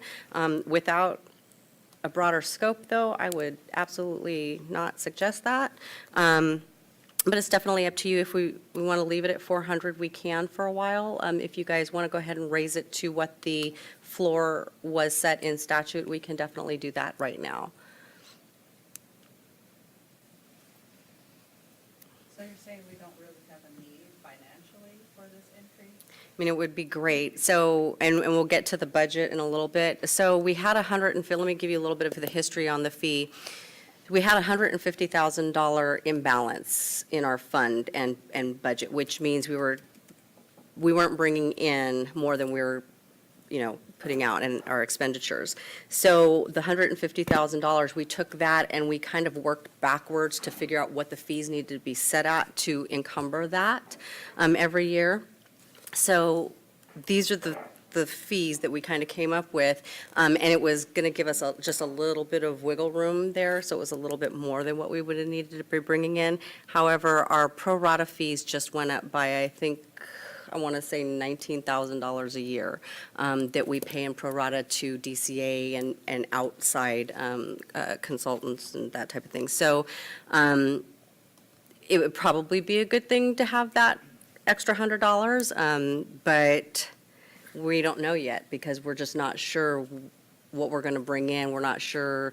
We are seeing that licensees are sticking around a little bit longer. They're not just getting licensed, staying 2 years, and then leaving to Arizona where they can have a broader scope. So that is a good thing that we're kind of noticing a trend where the licensees aren't fleeing out of the state. But we don't have a very long history of that. So it's only been the last couple of years, and that's because we've had legislative, things that going on to where people were kind of sticking around to see what was going to happen with their scope. So we don't have a lot of trend right now to base that on. Saying this language was engineered pre-rising, pre this new, Pre the new pro Demand. rata, correct, that is correct. and we can always lower it later. So and budgets will be here in a little while, so they can kind of talk on that. But once we get to a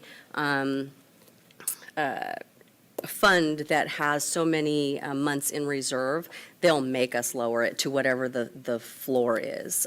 So even if we were at 600, they'd say, okay, you guys have 24 months in reserve, you may want to go ahead and lower your fees now down to the floor.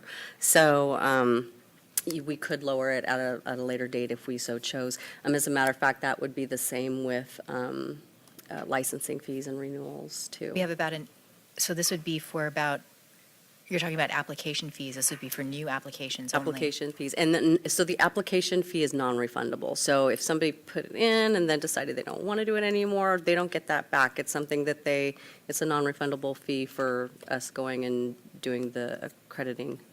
Do you know how many applications you had in the last year? So roughly, the trend has been anywhere from 95 to 120 applications a year. So that And I still only wanna gives say you that maybe that's- $1,200 out of 19,000? Yeah. 19,000? That's kind of a drop in the bucket. It is. The good thing of that is a lot of that pro rata was based on DFI costs. DFI is a 2-year roll forward, so we're paying now for things that we took action on 2 years ago. And that, it's, DCA, they came up with that in order to allow programs to continue their enforcement activity, even if they're kind of, tight on the budget. And it allows them to look and kind of make some cost savings to meet those in a 2-year roll forward process. As far as office time that it takes to do these, is it something that takes a lot of time? It takes about, about 7 days to, The whole process? Or I'm just trying to think of, how much effort it takes. Is it a $500 effort? Versus something like a renewal, which is probably easier, I'm assuming. right. Unless you're doing CE audits. Yeah, because and that's true, because now renewals are going to be on a CE audit, so it's not like we're going through every single, page of CE anymore, that type of thing. I would say, It depends. Sure. Majority of the time, yes, it is a pretty easy process. Okay. When you have applicants who have not ordered their third-party Documents. requirements, then it gets a little, because you're kind of chasing them down, and then they're calling you wanting a status, but, well, kind of still need your license verification, and then they want to argue, well, you can bring it up online, and I'm like, well, no, you can't, because it's not a part of our laws and regulations, it needs to come to the party. So a lot of times it's waiting, but initially getting the information into the system, it could be a little time consuming. Oh, sorry. it's okay. So I think for the majority of the cases, a lot of people have all of their stuff ready to go, so the required documentation isn't very hard to go and make sure that the credentialing is there. But there are cases where, there's a lot of back and forth communication that she has to prepare and send out, let them know that, hey, you're still missing these 2 items before you can be licensed, this type of thing. And then there's the instances where we get a subsequent arrest hit or something in that, enforcement action that we may or may not take action on. So those are the type of things that are also need to be kind of, If we got funds based on the amount of effort they put forward in the office, we would have no problems with money. yeah, well, so I would say you could probably go up to the 500. Is it going to make somebody that really wants to be a naturopathic doctor think twice about doing it? Probably not. So right now would be the time to do it. I did not include it on here because it's not something we discussed in the last one, but we can definitely do it because we do have the authority to make that change to $500 right now. I would not suggest going up to the full 600.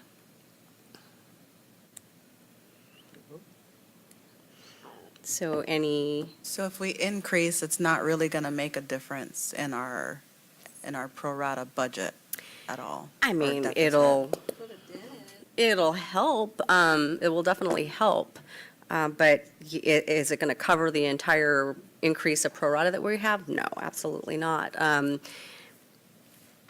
So some of that outreach that we were hoping to do with that extra increase revenue, we probably won't be able to go full-on like we wanted to with the outreach. We'll probably have to pick and choose how we do this and really limit the the funds for that, but there's a lot of outreach opportunities that we can do that's not going to cost us a lot. So we just have to be really smart with the way we move forward on our outreach, and kind of look and see where we can make some cost savings. I do just want to clarify the math on that. I think the difference is $10,000, not 1,000, just to be clear. Yeah, it's, yeah, around 10,000, Yeah.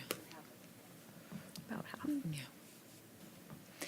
I think since we know we're going in that direction and we're going to need to increase it anyway, we should just do it now since we have this open. Okay. I agree that I don't think it's going to prevent people from getting licensed in the state. Okay, so what I'm going to do is we're going to strike out 4 and change it to 5 for 500. We're also going to strike out the number numerical 4 and add 5 in the $400 mark, so that it'll read, the application fee for a doctor of naturopathic medicine license shall be $500 and 500 numerical. Okay. All right, so in B, that is going to raise the initial licensing fee up to $1,000, and that is prorated still, depending on where they come in, dependent on their birth month. And the fee schedule has been changed to clarify what those fees are, dependent on birth month and when they're getting licensed. Subsection C is changing the 800 to 1,000 for the renewal fee. Subsection D is changing the late renewal fee for a license shall be $225 instead of $150. Section E is continuing to remain the same. F, we're changing the $25 to a $38 fee, and that's going to be for a duplicate or replacement license.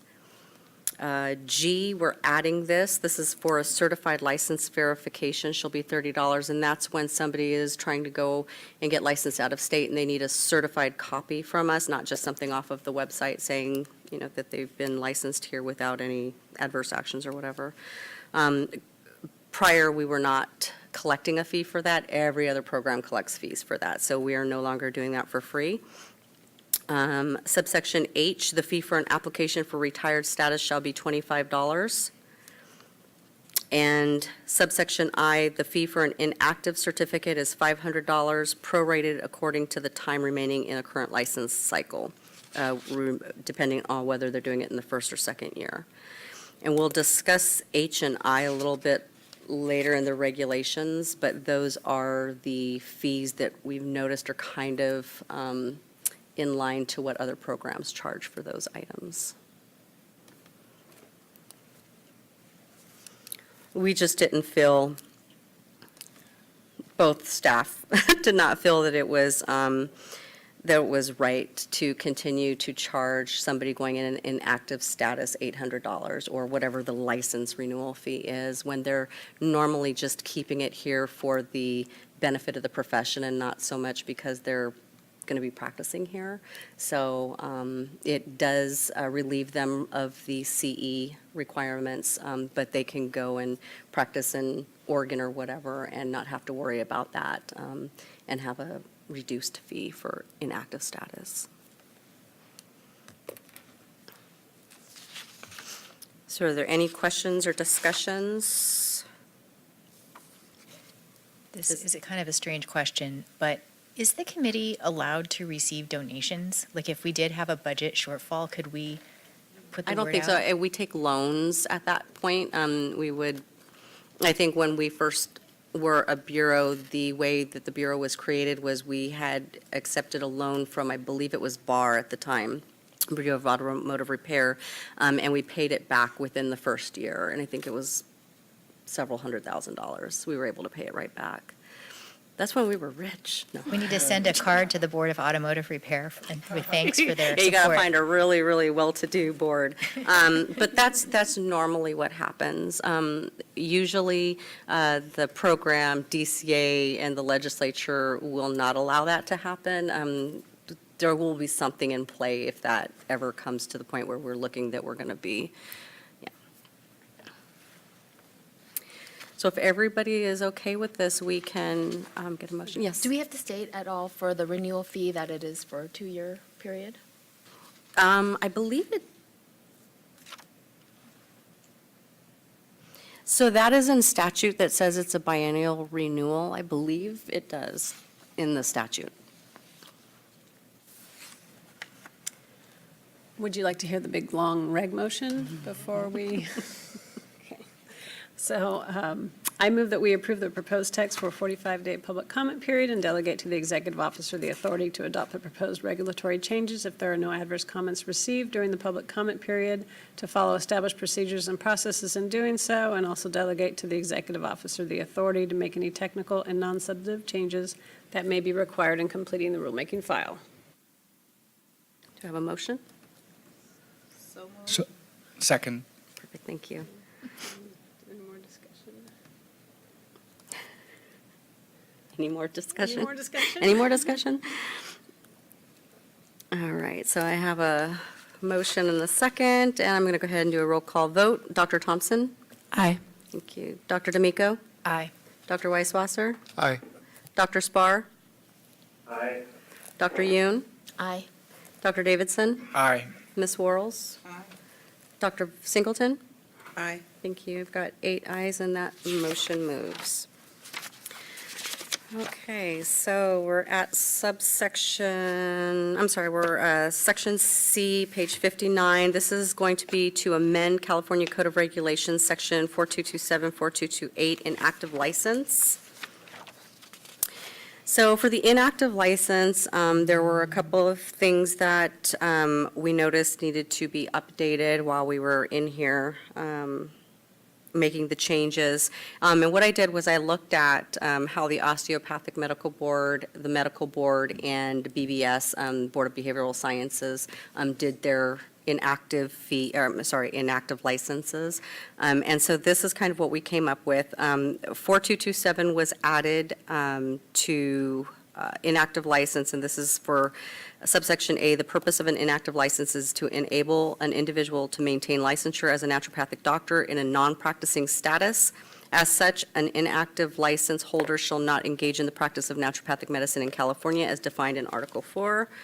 Holder, subsection B, the holder of an inactive license need not comply with the continued education requirements established by the committee within Business and Professions Code, Section 3635. So basically, that's just kind of restating what they're allowed to do as an inactive licensee. 4228 is going to be for the procedure for obtaining an inactive license or for the restoration of an active license or to an active license. So basically, made some changes in here. It also shows that under subsection B1, provide proof of the completion of a minimum of 30 hours of continuing education. As defined in B and P Code 3635, 10 of those 30 will need to meet the pharmacy requirement, and it must be done, completed within a preceding 12-month period of when they're asking for reactivation. And that's to restore an inactive license to an active. Subsection C is for the inactive status of a license holder shall not deprive the committee of its authority to institute or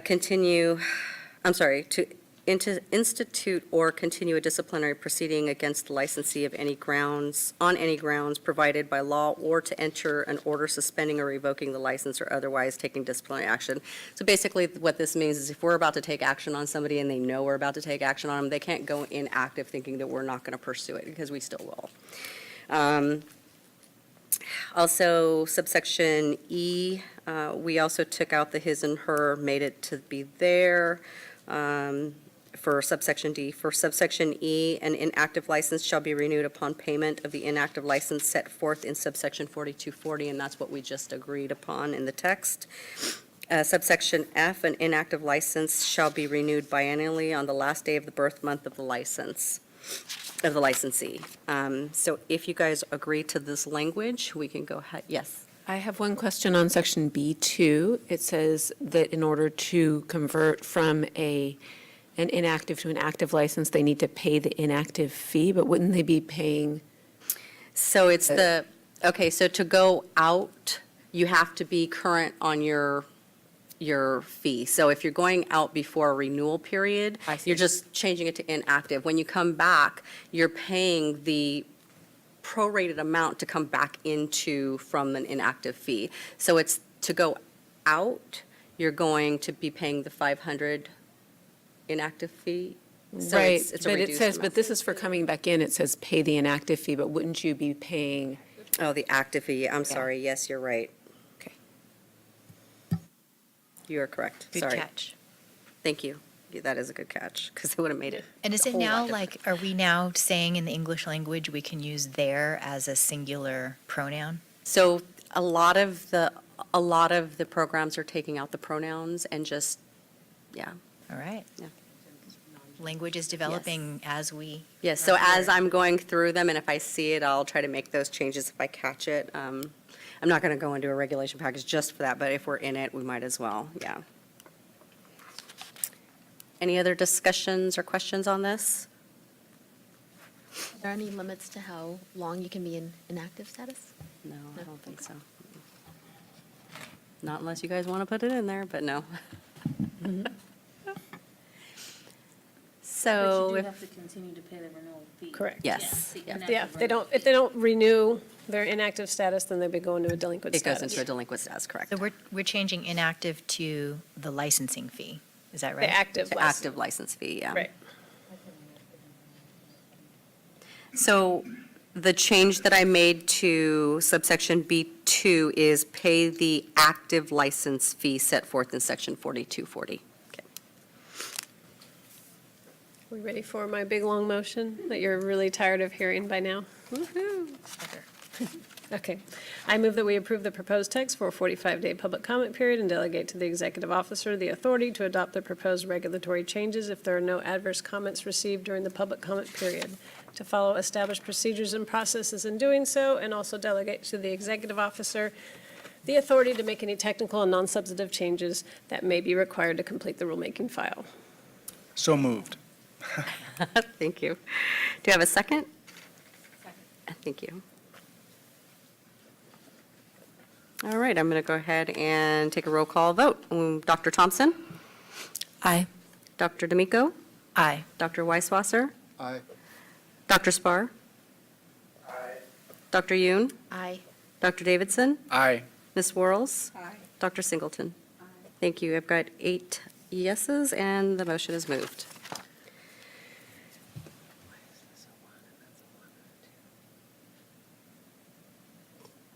Anyway, that's the next one. Yeah, okay, good catch. I think because once it was going to come out, and then I put it back in and forgot. So I'll make that change, but good catch. Okay, so we're going to go on to subsection, I'm sorry, we're on D already? 4222. Yeah, 4222, okay. So this is going to be page 61, I'm sorry, 62. It's going to be agenda item number 7D, and this is to amend section, CCR section 4222 to comply with AB 2138. Very small change. So this is just the simple change about the The past conviction criminal question, history. yes. Everyone has to do it in all the Correct. boards, yeah. Correct. Correct. Still 3 paragraphs, so they should still be 1, 2, and 3. Correct. That's what I was pointing out. Yes, and she just pointed it out. I was going to take the whole thing out, and then I'm like, wait a minute, no, because we still need to Yeah. leave in certain Right. things. So it's 1, 2, and 3. The only change in this is that we're striking out convicted of a crime or. So it's going to read a statement by the licensee specifying whether the license was disciplined by another public agency during the preceding renewal period. Are there any questions or discussion? Okay. Should turn it into a bot. Record it on your phone and then press the play button every Yeah, time. I know. A Good little, idea. little robot. So I move that we approve the proposed text for a 45-day public comment period and delegate to the executive officer the authority to adopt the proposed regulatory changes if there are no adverse comments received during the public comment period, and to follow established procedures and processes in doing so, and also delegate to the executive officer the authority to make any technical and non-substantive changes, and that may be required to complete the rulemaking file. So moved. Thank you. I second. Thank you. All right, I've got a motion and a second. A roll call vote. Dr. Thompson? Aye. Dr. D'Amico? Aye. Dr. Weisswasser? Aye. Dr. Spar? Thank you. Dr. Yoon? Aye. Dr. Davidson? Aye. Ms. Quarles? Dr. Singleton? Thank you. I've got 8 ayes, and that motion moves. All right. Section E, this is going to be a new CCR, Section 4229 for retired license status. So page 64, this is going to be all new text. I did leave some areas open because we're going to have to bring some new forms for this. So this will be one of those unsubstantive changes that I'll make if you guys agree to this language and we move forward. Do I need to read the whole section to you guys, or did you guys have?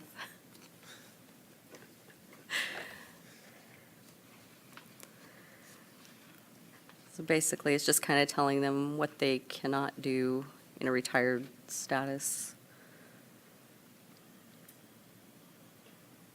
and how to come back from a retired status.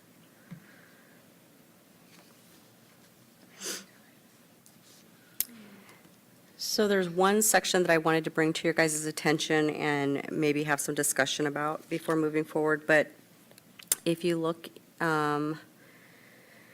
on the bottom of page 64 in subsection B, it says if license is in a retired status for a period of more than 5 years, the individual must meet the requirement of section 42292B and pass a competency exam pre-approved by the committee. Now, I don't know if you guys, because there really isn't a competency exam right now for the NDs except to make them go and take part 1 of the NPLEX again.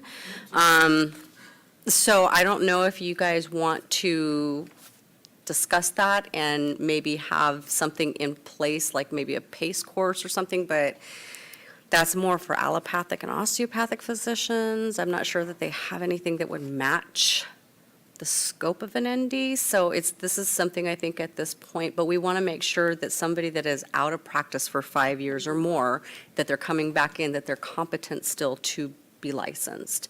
So I think this at this point is something that we need to discuss. You know, I think the area that is more likely to be missed is how the rules have changed.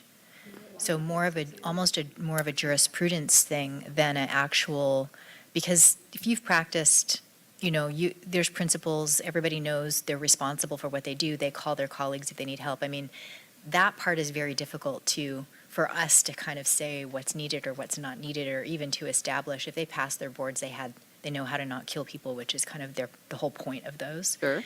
But the rules in terms of having this sign posted in your office and making sure you get the signature for this, and these are changing a lot recently. It's very hard to keep up with. And if you've been out or you left the state for a while and came back, that would be more the area that want to make sure that people understood. So So that sounds like a law and ethics exam, possibly, or something like that. Other boards do have that for their licensees. I'm not sure if they require it for, Ethics exam? well, BBS calls it a law and ethics exam. That sounds just awful. It does. I know that, like, if you go to Arizona and you want to get licensed there, you have to pass the jurisprudence test just to make sure that you understand how the rules are there, different from where you came from. which I wish we had one, but we don't. So, and creating exams is very costly. So if there is an exam that's already out there that would cover what it is that we're wanting to make sure that It they're, might not even be an exam. It might be a statement that I have read the following and understand that these are the rules under which I practice, and that would be okay if we're talking to somebody that was just out of practice for 5 years, but let's say that somebody goes out, they haven't been practicing for 15 years, and all of a sudden they want to become a doctor again. 15 years is a very long time. There's a lot of standards of practice that have changed over that course of time. And yes, you may remember the regular, clinical stuff coming out, but there's a lot. And we just need to make sure that whatever we put in here, and we can make it broad here, and no, I guess we can't because this is a regulation. So no, it would definitely have to be very specific here because this is a regulation. But we need to make sure it's something that can be met, a requirement that can be met. It's not something that's going to be changing. So if we named an exam here, that exam may or may not be here in 5 years. So we don't want to Right. specify so much that, that we have to change our regulations every 2 or 3 years. Do we have any examples from other boards? From other regulated healthcare What we can providers? do, so this competency exam phrase can be a placeholder. This language can move forward like that while she does the research on what may fulfill those requirements.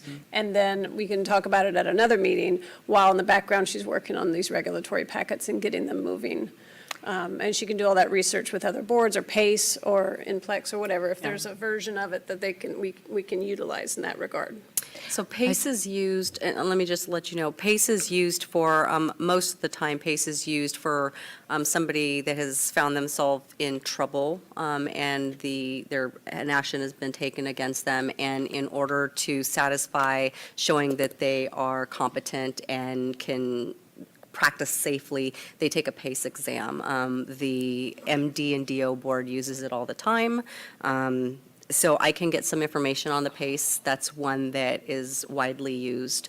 There are a couple of others like the Convex and stuff, but that is geared more for allopathic and osteopathic examiners or licensees. So I will, if you would like me to, I can definitely bring that information back to you guys. And we can use this as a placeholder. But I wanted to point this part out because, I did put that competency exam, but it doesn't have to be an exam, but we do need to make sure that we can measure somebody's competency enough to feel okay about giving them a license back.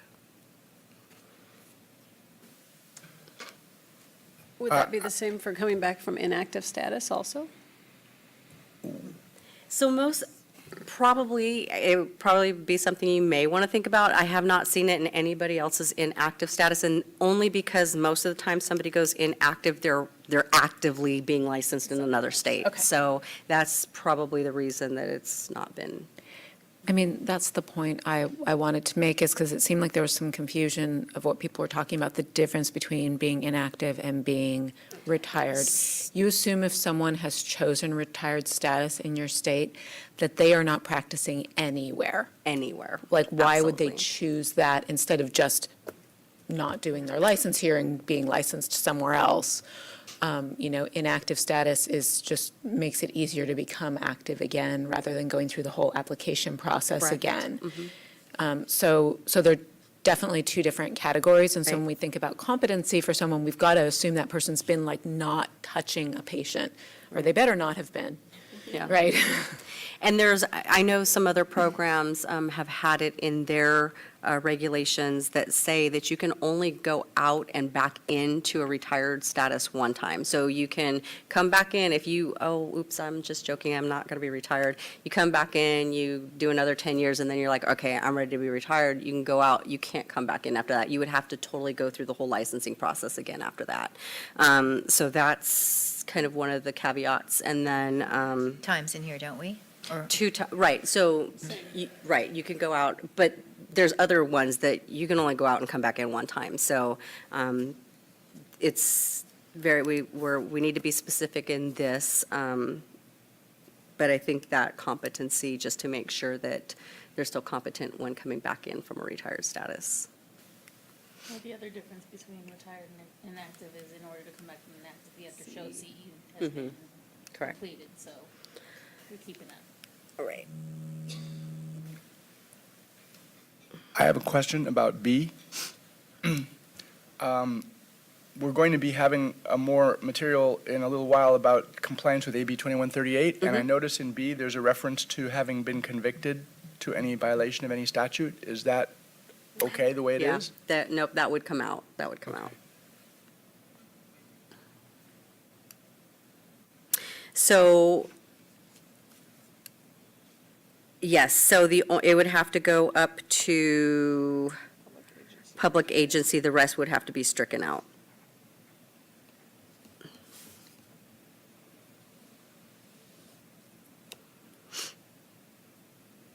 So B would read, "The application shall be on a form prescribed by the committee titled Application for Retired Status, and shall disclose under penalty of perjury whether the licensee has been disciplined by another public agency." And that's just the, yeah, for licensing status.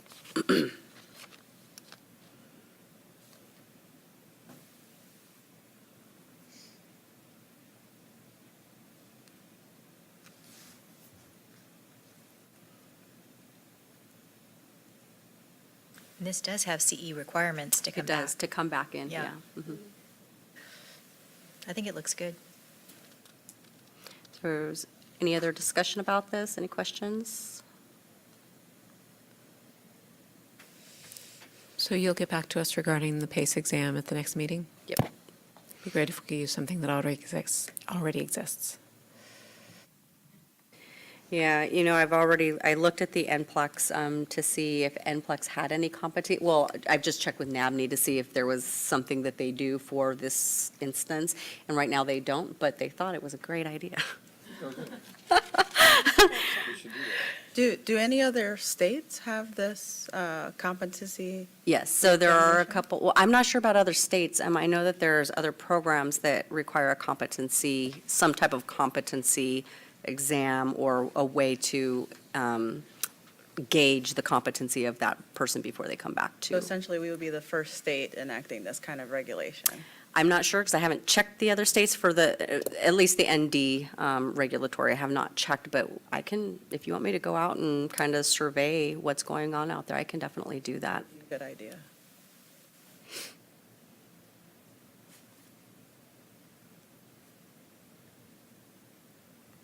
One assumes this is going to come up very rarely, if at all. Yeah. The reason this even came up is we have a lot of people that want to go into a retired status. They don't want their license to show delinquent, but they want to keep that license. I mean, they did a lot of work to get it, so they want to be, have a whatever ND number 1 for Dr. Field, when he retires, I'm sure he wants to keep that ND1, retired ND. So it's a way that, we heard what the licensees are requesting, and this is one of the things that we brought to you guys, and I know that in the past, this was something that everybody wanted. The only thing is we still need to make sure that the consumers are protected, so we need to think, there may be an instance where somebody comes back in from a retired status, and we just need to make sure that they're okay to work.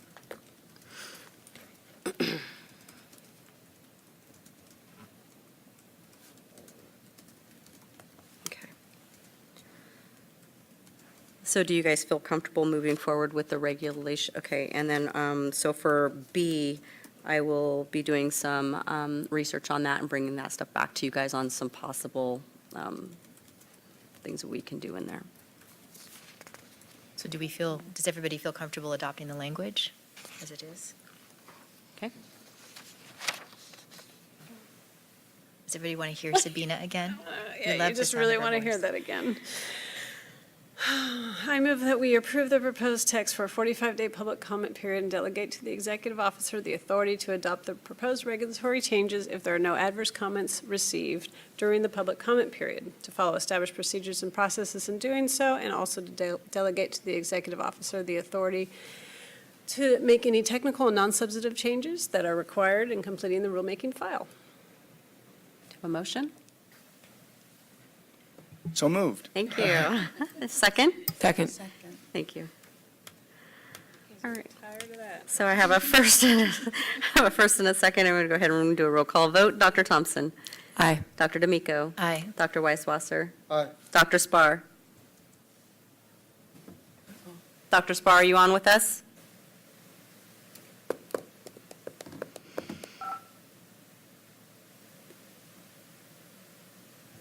Dr. Spar? Okay. Dr. Yoon? Aye. Dr. Davidson? Aye. Ms. Worrells? Aye. Dr. Singleton? Aye. Okay, I'm going to go find out what happened to our other person.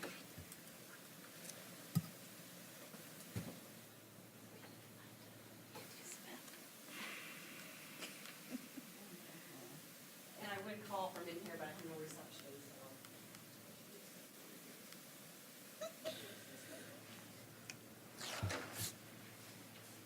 We are still online, right?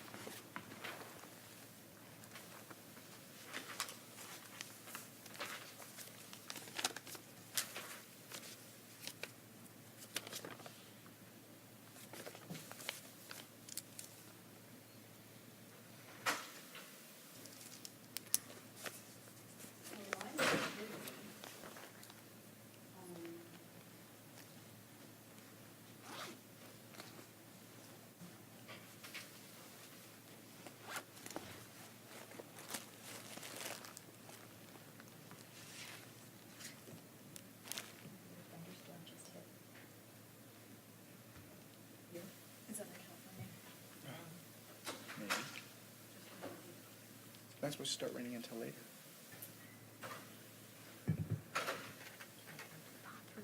Yeah, if they're gonna read it in no days, they even hit 70 within like February, yeah. It's never been in recorded weather history. Yep.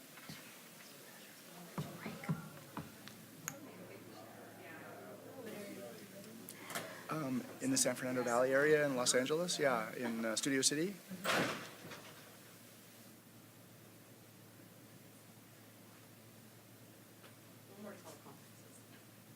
Mm-hmm.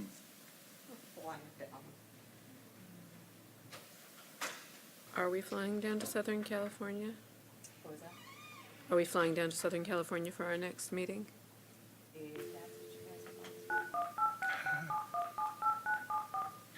It'd probably be nice. Welcome to the conferencing center. At any time during this message,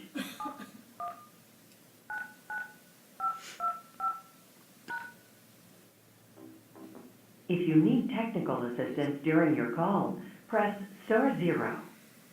After the tone, please state Sorry? your name, followed by the pound sign. No, I did graduate work there, but. Naturopathic Medicine I Committee? Taught there, but I'm not teaching there now. Yeah. No, not anymore. Thank you. You are the first caller to this conference. Oh, yeah. Please wait while others join.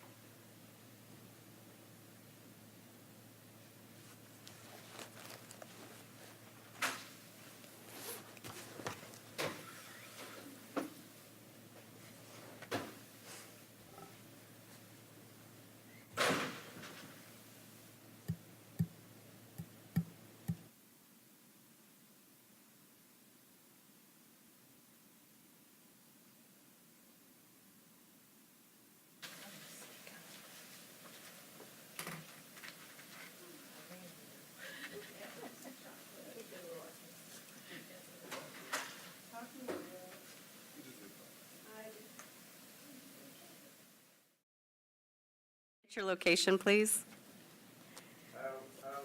Down right there, okay, 92 Homewood, West Sunset Boulevard, 812, Thank you. LA, 90266. Thank you. Okay, so we can go ahead and continuing on with the meeting. Sorry about that. It's okay. I was just sweating there for a minute. I thought we were going to have to cancel the rest of this. All right. Okay, so the last, let me go. There we go. Okay, so we're now on page 65, and this is going to be the amend CCR sections 4212. Oh, hold on, sorry. Amend and add CCR Section 4212, which is license application process, Section 4256, substantial relationship criteria, Section 4258, criteria for rehabilitation, and Section 4260, unprofessional conduct, although I think that we kept that out because there was nothing in there that needed to be changed. So the first one that we're going to be looking at is page 67. This is agenda item number 7F, amend CCR section 4212 to comply with AB 2138. Let me see, do I have?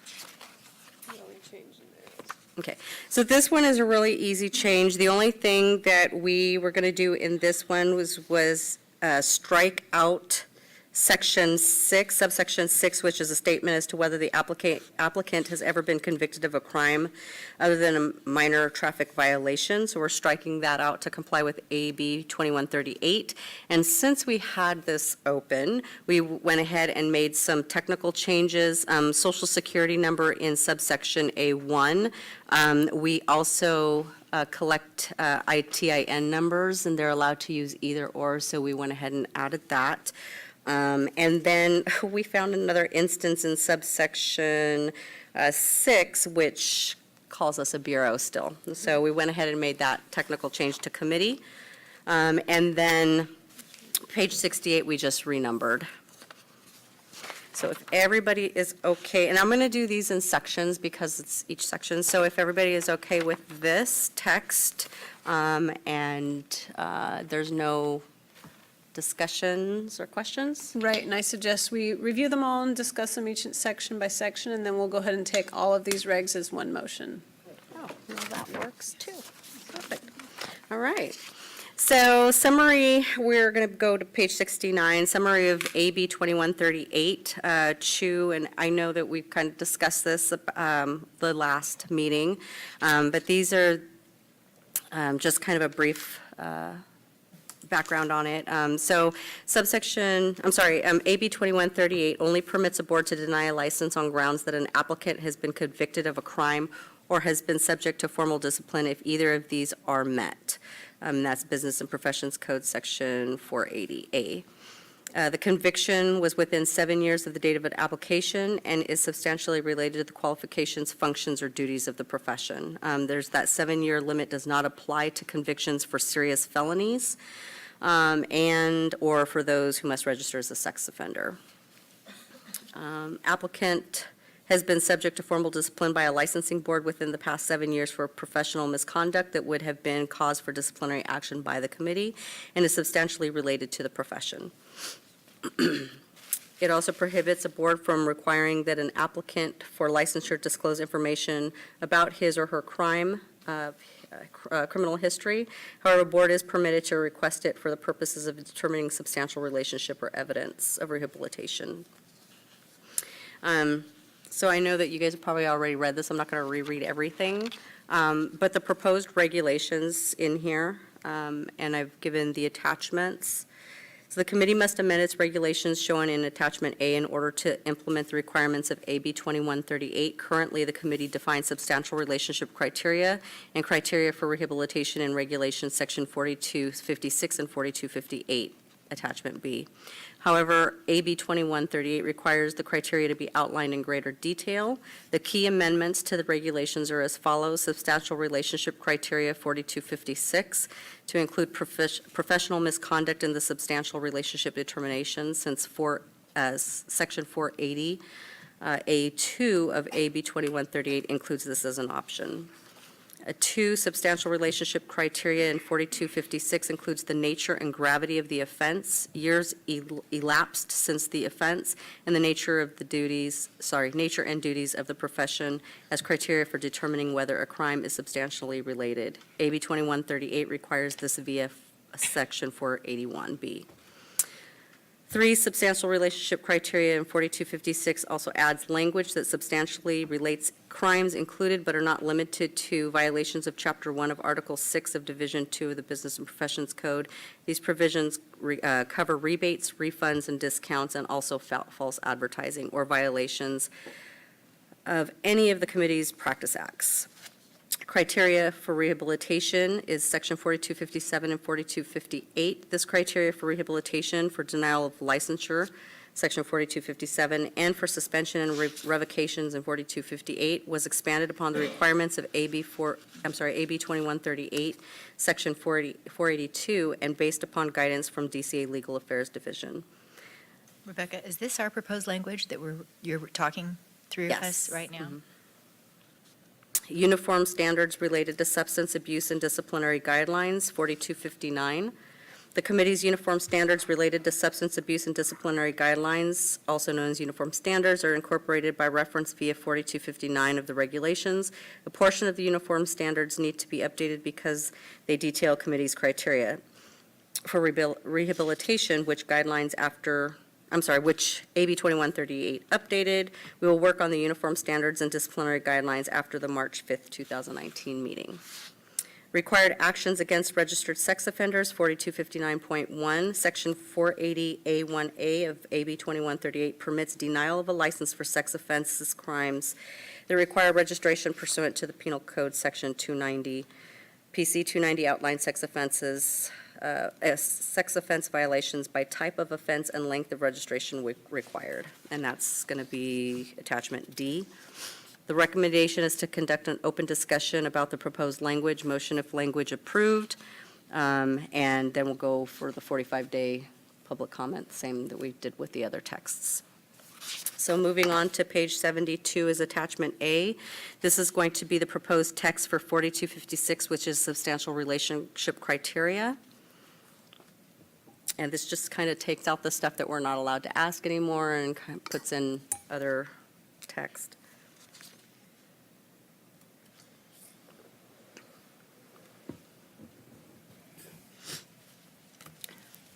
I can let you know that this language was modeled after recommendations from DCA Legal. They produced a memo with a couple different sample language templates, and each board is basically adopting it into their own regulations.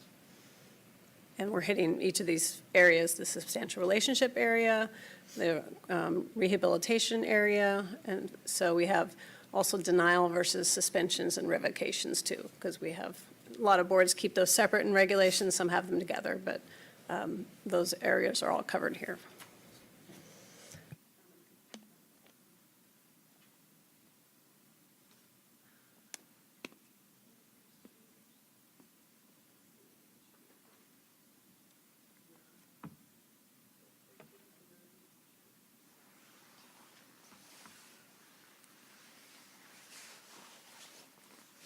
And these would all run in the same regulation package.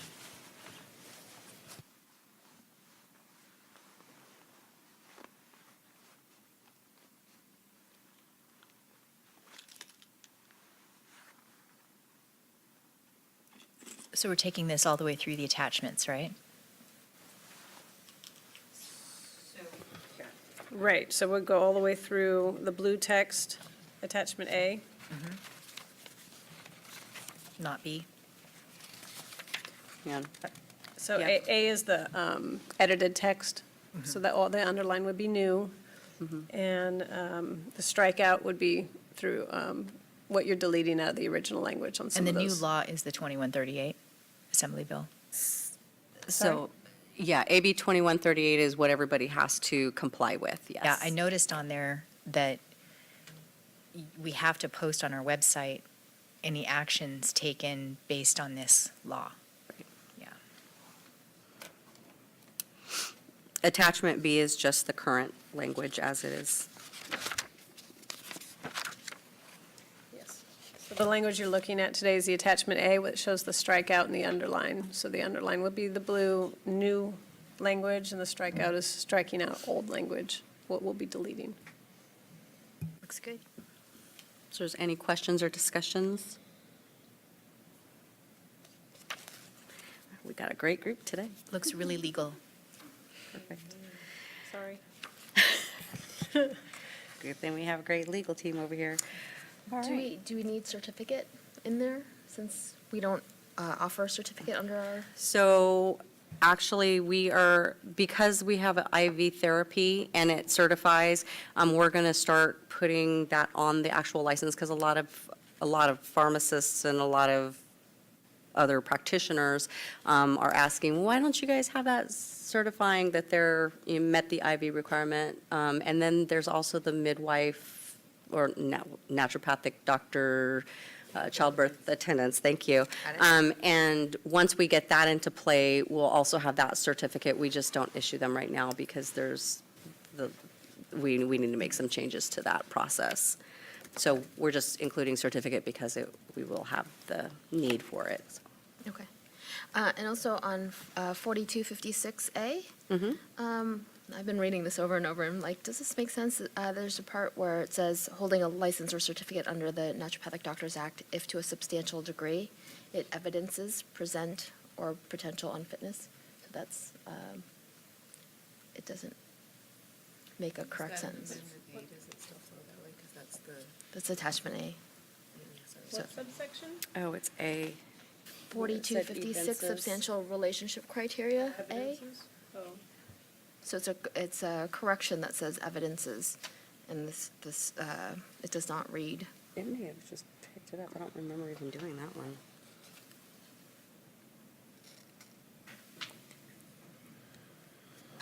find that? See what it originally said. To evidence? Present. Actually, that misspelling, or that it was in the original text, the one that struck out in red. Yes. Yeah. Is that what you're asking about? That was in the original text. In the original text. Right, but then evidence is put in, Right. and it doesn't, it reads, if to a substantial degree it evidences present, Maybe it needs Or- to be yeah. taken out? Well, it's a modern verb form Okay. to evidence, right? Yeah. I guess. I don't know Right. if we would find it in the dictionary as such, but it, Okay, yeah, I'm like, I'm not quite sure how that would, Well, and if it ends up, I mean, I think it's basically showing, right? Is that what it's trying to convey? Yeah. And if it doesn't read right, that would be a technical, non-substantive change that we can I make gotcha. um, Okay. back in the Okay. office. I wasn't quite sure what it was. I'll thesaurus that. Thank you.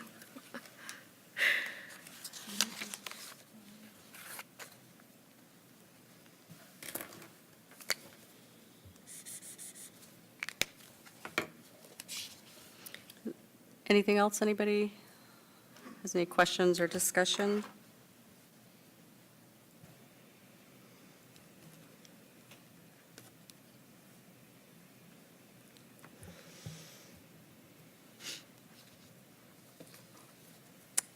Are you ready for your big, long motion? Do we, so attachment B is just the information, it's not, there's no more language in here? No, the Correct. attachment A is the only language, yeah. Attachment A is the language that you'd be proposing to adopt, and B was the original language, and then the And the other is bill. just text, yeah. I move that we approve the proposed text for a 45-day public comment period and delegate to the executive officer the authority to adopt the regulatory changes if there are no adverse comments received during the comment period, to follow established procedures and processes in doing so, and also to delegate to the executive officer the authority to make any non-technical and non-substantive changes required to complete the rulemaking file. Thank you. Who seconded? Thank you. Okay, I have a motion and a second. I'll do a roll call vote. Dr. Thompson? Aye. Dr. D'Amico? Aye. Dr. Weisswasser? Aye. Dr. Spar? Aye. Dr. Yoon? Aye. Dr. Davidson? aye. Ms. Worrells? Aye. Dr. Singleton? Aye. All right, we have 8 ayes, and the motion so moves.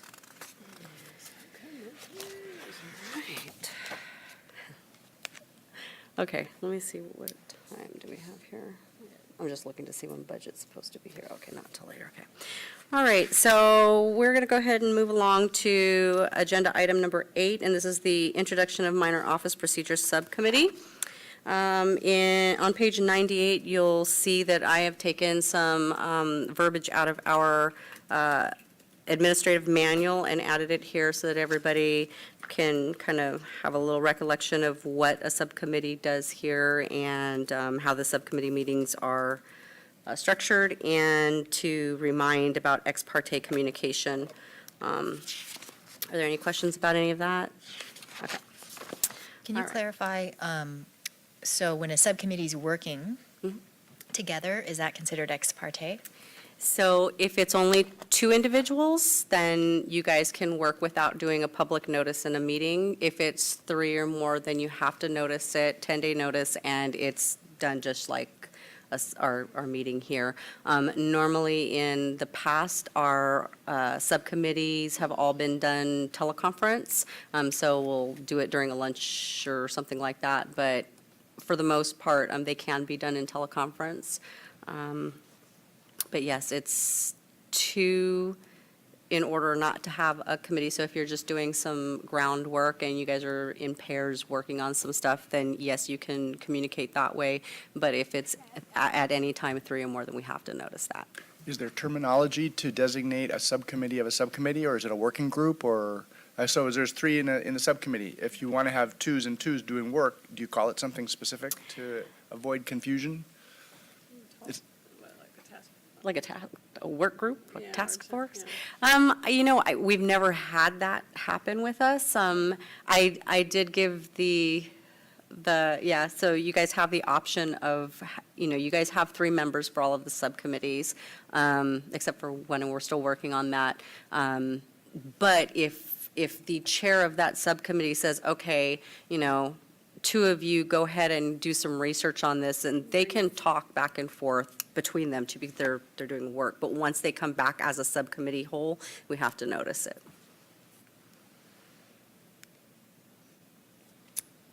Any questions?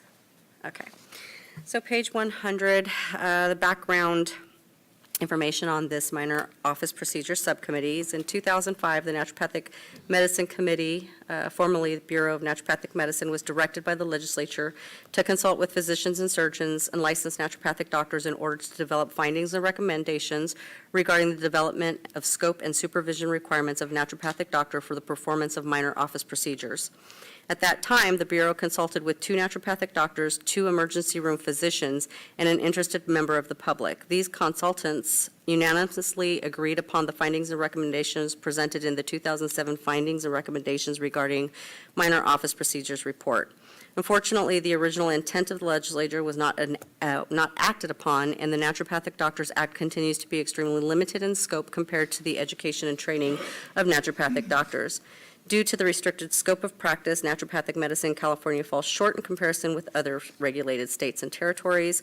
With a shortage of primary care physicians, allowing California NDs to practice as trained seems in line with Governor Newsom's plan of expanding access to health care. I've been noticing that they've got a task force right now that is trying to find certain ways to bridge the gap of the primary care deficiency that we seem to have right now. They are broadening scope of practitioners such as nurses and acupuncturists and that type of thing. So this would definitely be a great time to start having talks and check out the stakeholders and maybe even get in there and talk to the governor himself.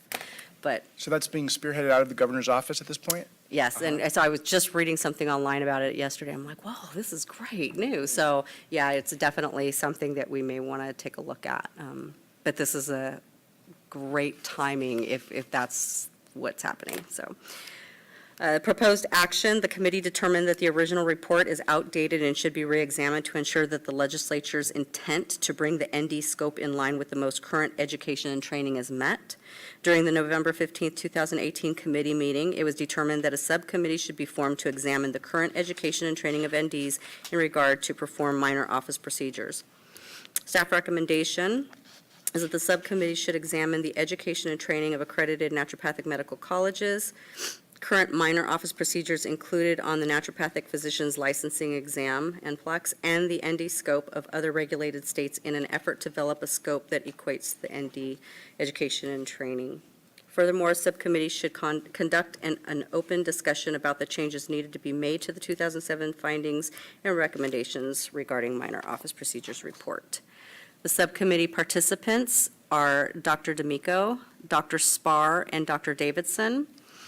And you'll also notice that I've included attachments A and B, which are the Business and Professions Code Section 3640 and 3642. And this just gives you an accurate view of kind of what is in the scope of practice right now, what is prohibited by an ND, and these are the things that really need to look upon. We have consumers calling and wondering why their Oregon ND can do so much more than their California ND. So I think the parity at this point would be.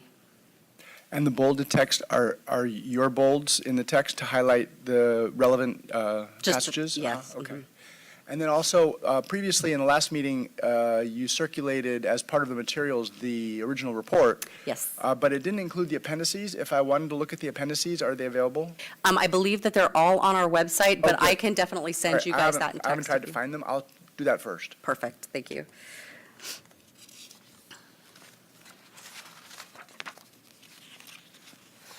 So were there any questions about that?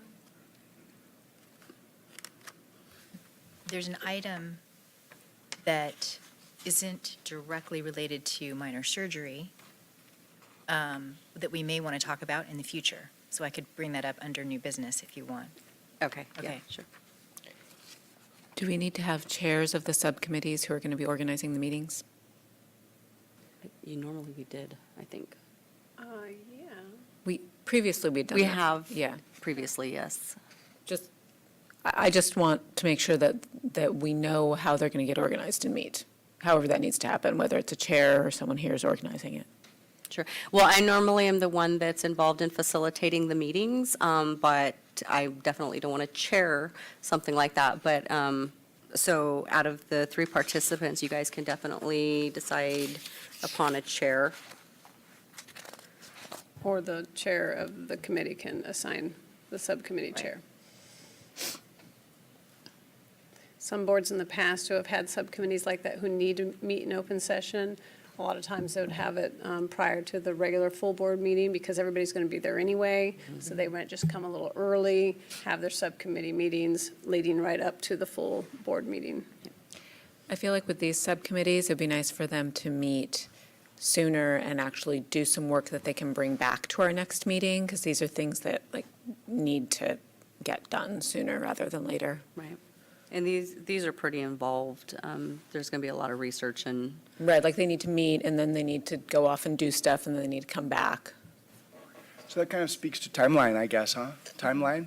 And so I guess it would be expected that one of the first objectives of the subcommittee would be to put together a little work plan.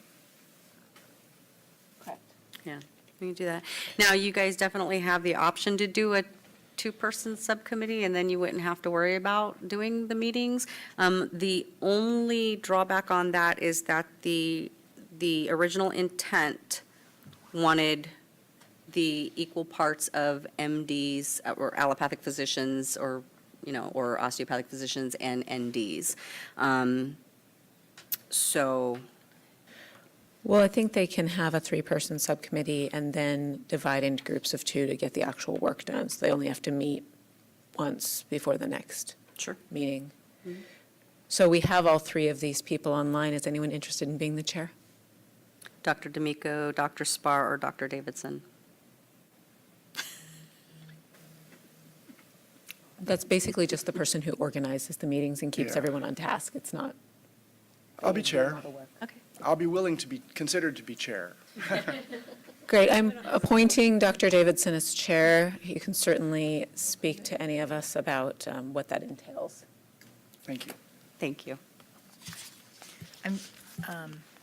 So, since we need to coordinate our work, since the 3 of us are here, should we try to arrange a time? Or, because we can't even talk to each other to do that. Yeah, why don't we do that offline, and we can, We can do it through Rebecca. yes. Okay. All right, so we're going to go, Then when you come up with the time, she's going to have to post it anyway. yep. Okay, so we are going to move on to tab 9, agenda item 9, and this is the introduction of the prescribing and furnishing authority of Naturopathic Doctors Subcommittee. Same background, so I'm not going to give you that whole spiel again. The only thing different with this is that SB 907 established the Naturopathic Doctors Act, and in that act, it was set up criteria for licensure and regulation of the naturopathic doctors and established a scope of practice for the profession. So there were some items that was asked within SB 907, and that was to determine that the naturopathic formulary was based on, upon a review of naturopathic medical education and training. The committee shall be composed of an equal number of representatives from the clinical and academic settings of physicians and surgeons, pharmacists, and naturopathic doctors. The committee shall review naturopathic education, training, and practice, and make specific recommendations regarding the prescribing, ordering, and furnishing authority of naturopathic doctors and required supervision and protocols for those functions.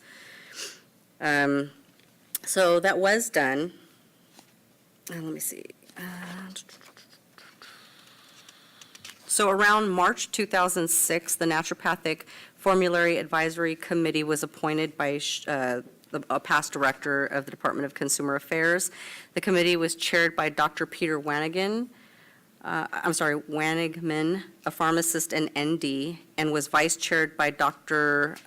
Kalsa who was a medical doctor. The committee consisted of 3 pharmacists, 3 medical doctors, and 3 NDs. The committee first met on June 26, 2005, and met every 4 to 6 weeks for over a year to determine those recommendations.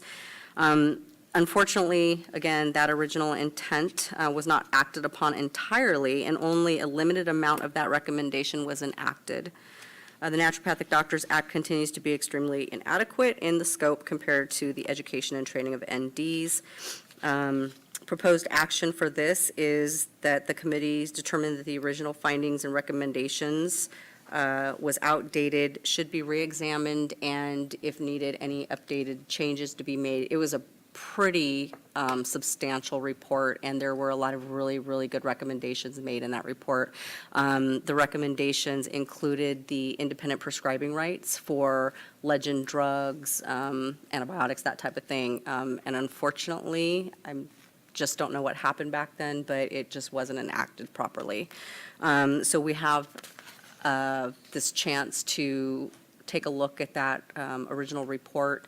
The subcommittee can determine if it is still up to date, and if needed to be tweaked out a little bit, go ahead and make those amendments and then bring it back to the committee.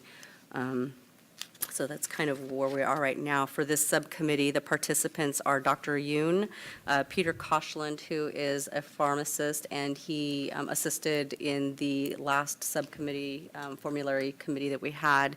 And we are looking for an MD or a DO physician who can come in and assist with this as well. Currently, we've only got 2 of the 3 positions, but we'll try to.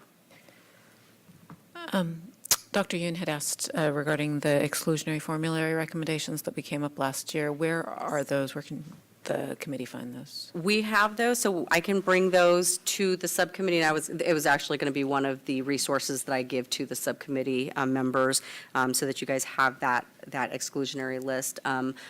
Just for historical purposes, the committee decided to go with an exclusionary formulary so that the intent of keeping it updated isn't overwhelming. It's easier to put something that we can't do than add something that we can, so. And those, that exclusionary formulary also included recommendations regarding this. That is correct, yes. So again, this Business and Professions Code, just for reference, for 3640 and 3640.5, which just gives the prescribing rights and the prescribing rights with a protocol in place. So this is probably a good place to bring up the item because it refers to the orders or that doctors can make. In Section B of that code, it says that we can order diagnostic imaging studies, but shall refer the studies to an appropriate licensed healthcare professional to conduct the study and interpret the results. And we may just want to investigate or kind of look at in-office ultrasound, DEXA, et cetera. A lot of MDs have them in their offices and do them routinely. Of course, you get trained on how to read them. I wouldn't want to be limited unnecessarily. So that would probably be something that would be included in the scope expansion, but I'm not sure if the prescribing. And if we've learned how to do it, are we not appropriately licensed? And that's why I said I think that would be appropriate in the scope expansion discussion, just to be able to practice as trained. I mean, if you guys are getting trained on this and it's something that is being taught in the schools. But that's also scope expansion is the formulary, and it has to do with furnishing and ordering. This is ordering and furnishing. So okay, so I get what you're saying. Yeah.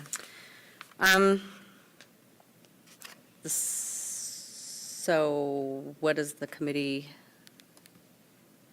have any? I mean, I think it's a really valid point, but I wouldn't want, I mean, the drug prescribing issue is such a huge one for naturopathic doctors. I wouldn't want to tie it up with too many things and then make it too difficult to be enacted. You know what I'm saying? Like, I think it's really, what you're bringing up is really important. I'm just not sure this is the place for it, but If it's true that it would make it difficult to enact the others, then I agree. But I don't know if that's true. Well, maybe the subcommittee can discuss this offline and What then. I'm saying is just to have the subcommittee have it on their agenda to talk Yeah, about. absolutely, because great. that's definitely something the subcommittee can do a little bit of research on, and if it's something that you guys, I mean, if we're feel just that trying it's being met. to do one thing where we bring ourselves into alignment with our training, provide the opportunities that is in full compliance for the citizens of California in line with what the governor wants to do, and we can just do it, it's just something to think about. sure. Just take care of absolutely. it. Any other discussions or questions? It depends, I presume upon the interpretation of the term appropriately licensed healthcare professional and appropriately licensed, it says, right? Shall refer the studies to an appropriately licensed healthcare professional to conduct the study and interpret the results. So I'm not sure how that would be determined. What the Refer it back to yourself? appropriately licensed, Yeah, I don't know, and I think maybe the intent of this, and I'll have to go back and take a look at it, but I think the intent was that if it's, I don't know, if you're going and looking for bone spurs or something, and I'm not sure if this is something that is taught for NDs in school, so I'm not sure, but I'm thinking this is more along the lines of when you're doing some kind of radiograph or something and you find something that looks like a tumor or something like that, that it's going to want to go to a specialist to interpret those, I think, maybe? I mean, the way it's written, it seems to imply that naturopathic doctors couldn't, say, read an X-ray, which, having gone through multiple 7:30 a.m. X-ray diagnosis classes in my training, I find a bit insulting. But I do think that's what they're saying there. Yeah, I think it was And so more I for think the- that Dr. D'Amico's point is extremely appropriate in that it does seem like it's basically unnecessarily restricting our scope and therefore unnecessarily restricting the access of consumers to appropriate care. So, that may be something that can be clarified a little bit more. I mean, I'm not sure how you guys as medical professionals can look at that and tell whether it's something that you can pull pieces out and clarify within regulations. If it's something within your purview, or if you're in your education and training and but shall refer the studies to an appropriately licensed. Yeah, could I don't just know. I'm not change- even sure what the If original the, intent if of the that change was, could but- be from a but to an and, then we could consider ourselves, if we are trained, appropriate, and if we're not, and refer out as needed. There It's you the go. but that makes it a little harder. Yeah, so I think the subcommittee can probably talk a little more on this and then bring it back to the committee in what they think. Any other questions or discussion? No, we'll move on. Okay. Okay, so tab 10, agenda item 10 is the introduction of the intravenous therapy subcommittee, and page 112. Give a little bit of background for this. In 2012, SB 1446 was enacted, allowing naturopathic doctors to furnish nutraceuticals, vitamins, amino acids, such and such. Also, the bill would further authorize NDs to administer intramuscular, intravenous, or other specified routes only when such substances are chemically identical to those for sale without a prescription. The bill required NDs to demonstrate that they complied with specific requirements, including the successful completion of specified coursework by approved provider by the committee. Lastly, the bill created the authority for the committee to establish regulations regarding IV administration and that are consistent with the education and training of a naturopathic doctor.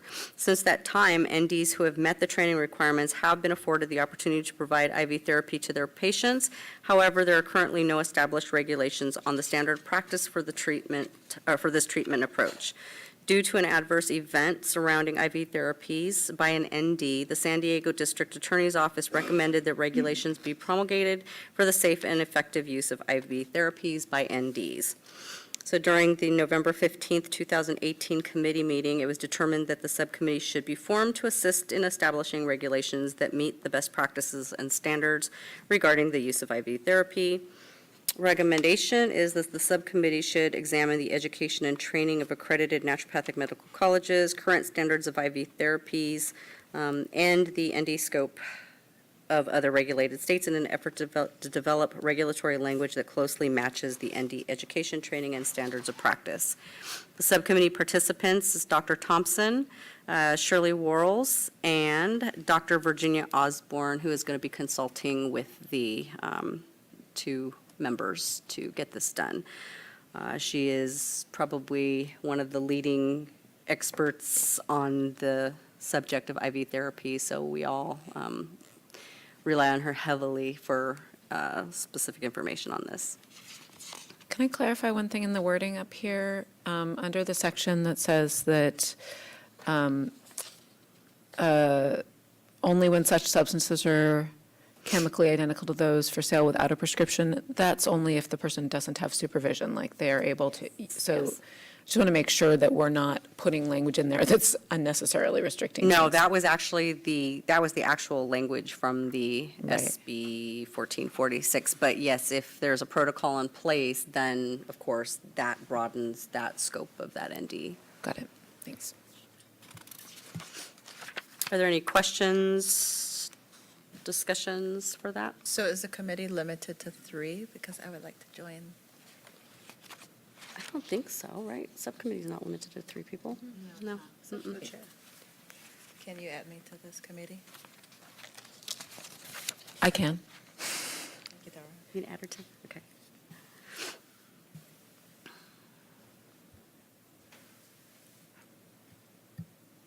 All right, so we Just got. wondering, coming from the perspective of performance improvement,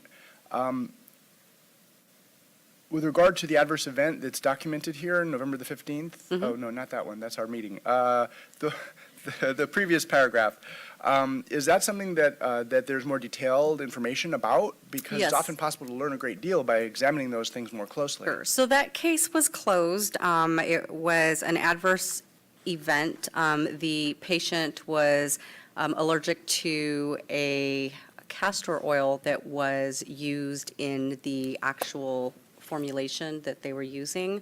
That substance was supposed to be recalled by the pharmaceutical company and was not done properly. So the ND did not have any clue that that wasn't supposed to be used any longer. However, there were some circumstances like crash carts and the process of what happened when she started going into her adverse event that could have taken place that may have, Did you say castor oil?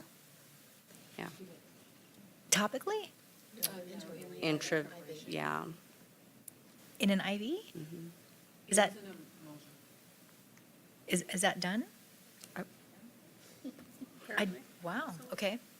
So I in, thought it was in- curcumin or something. Yeah, yeah. so in any case, this person had a lot of, so there was an adverse event, and unfortunately, it was a fatal event. And so because of that, the San Diego District Attorney's Office was extremely concerned that there were no regulations that were in place for the IV therapies. So we know we have the requirements of what an ND has to do to be able to perform this, but then we don't have anything in regulations saying how they should do it. So I think at this point, stating that if they're doing IV therapy, they have to have a crash cart. And it's just all of the things that you would see in a standard of practice for IV therapy. I think we really need to take a look at it, and at this point, it's up to the subcommittee to determine what those are and what is appropriate to put in the regulations. We don't want to get us so involved in the regulations that it really keeps you from doing your job appropriately, but we don't want it to be so broad that people aren't going to adhere to it. So this is kind of where we are right now on this. Any questions or discussions on this?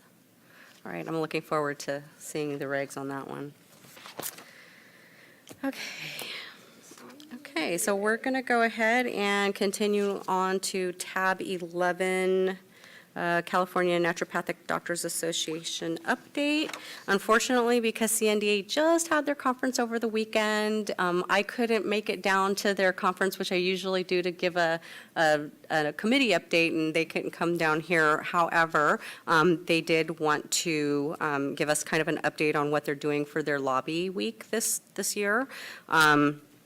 They just had their conference in Palm Springs over the weekend and wanted to send out an update regarding this year's Lobby Week. Lobby Week event will be held from April 15th through the 19th.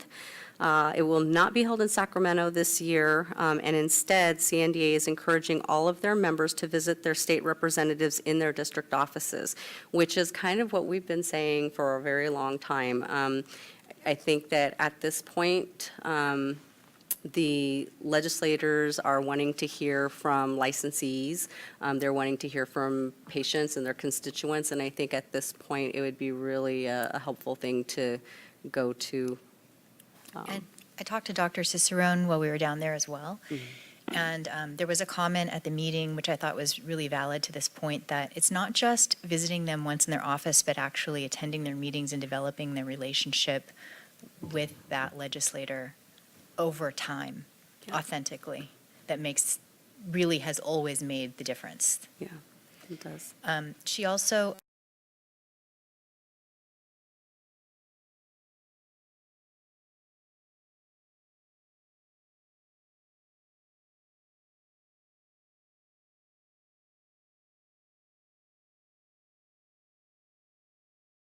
evolving bills and so forth, but at least we do have some eyes at the Capitol for the association helping them out. Great, because I didn't hear about that. Yeah, and they have a relationship with those two. I don't know if Mina wants to say more about it.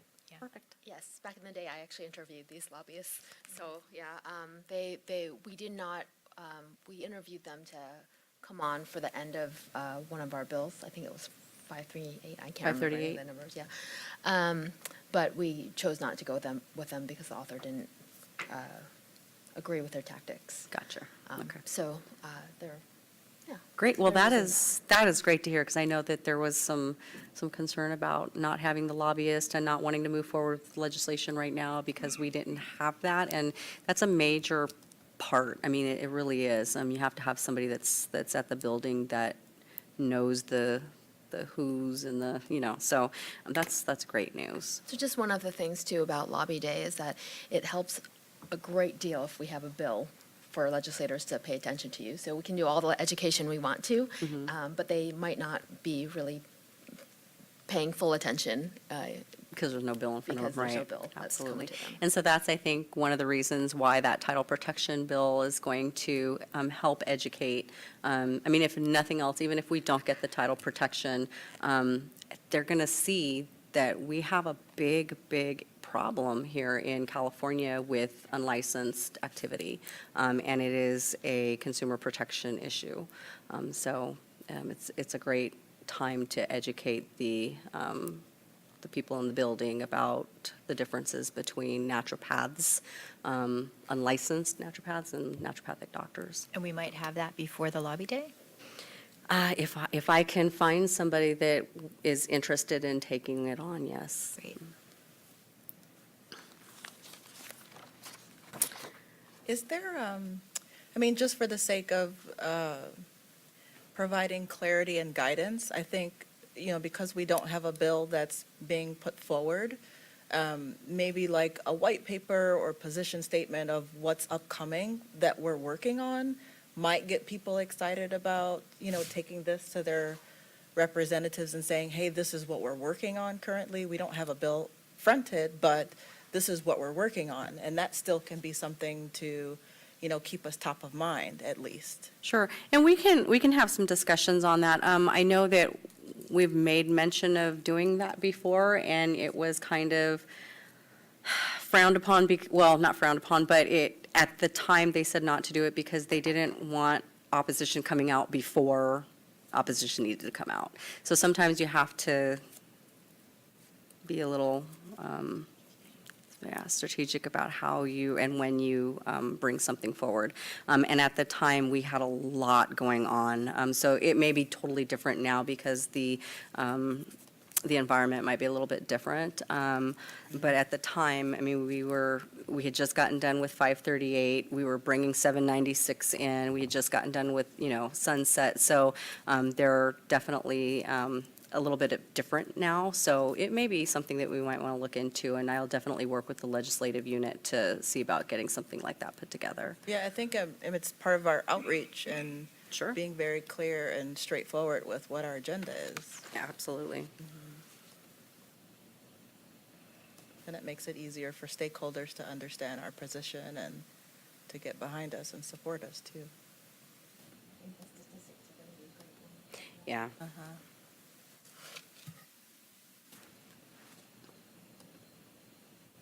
Okay. Okay, so is there any other discussions or questions? No? Okay, so moving forward, we're moving to agenda item number 12. This is the review and approval of the November 15th, 2018 committee meeting minutes. I sent this out to everybody, so I'm hoping everybody had a chance to review these.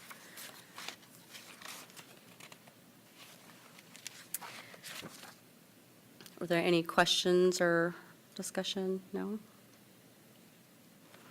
All right, so would we like to get a motion to approve the minutes as submitted? I so move. Thank you. And do I have a second? Thank you. Okay, I have a first and a second. I'll do a roll call vote. Dr. Thompson? Aye. Dr. D'Amico? Aye. Dr. Weisswasser? Aye. Dr. Spar? Dr. Spar?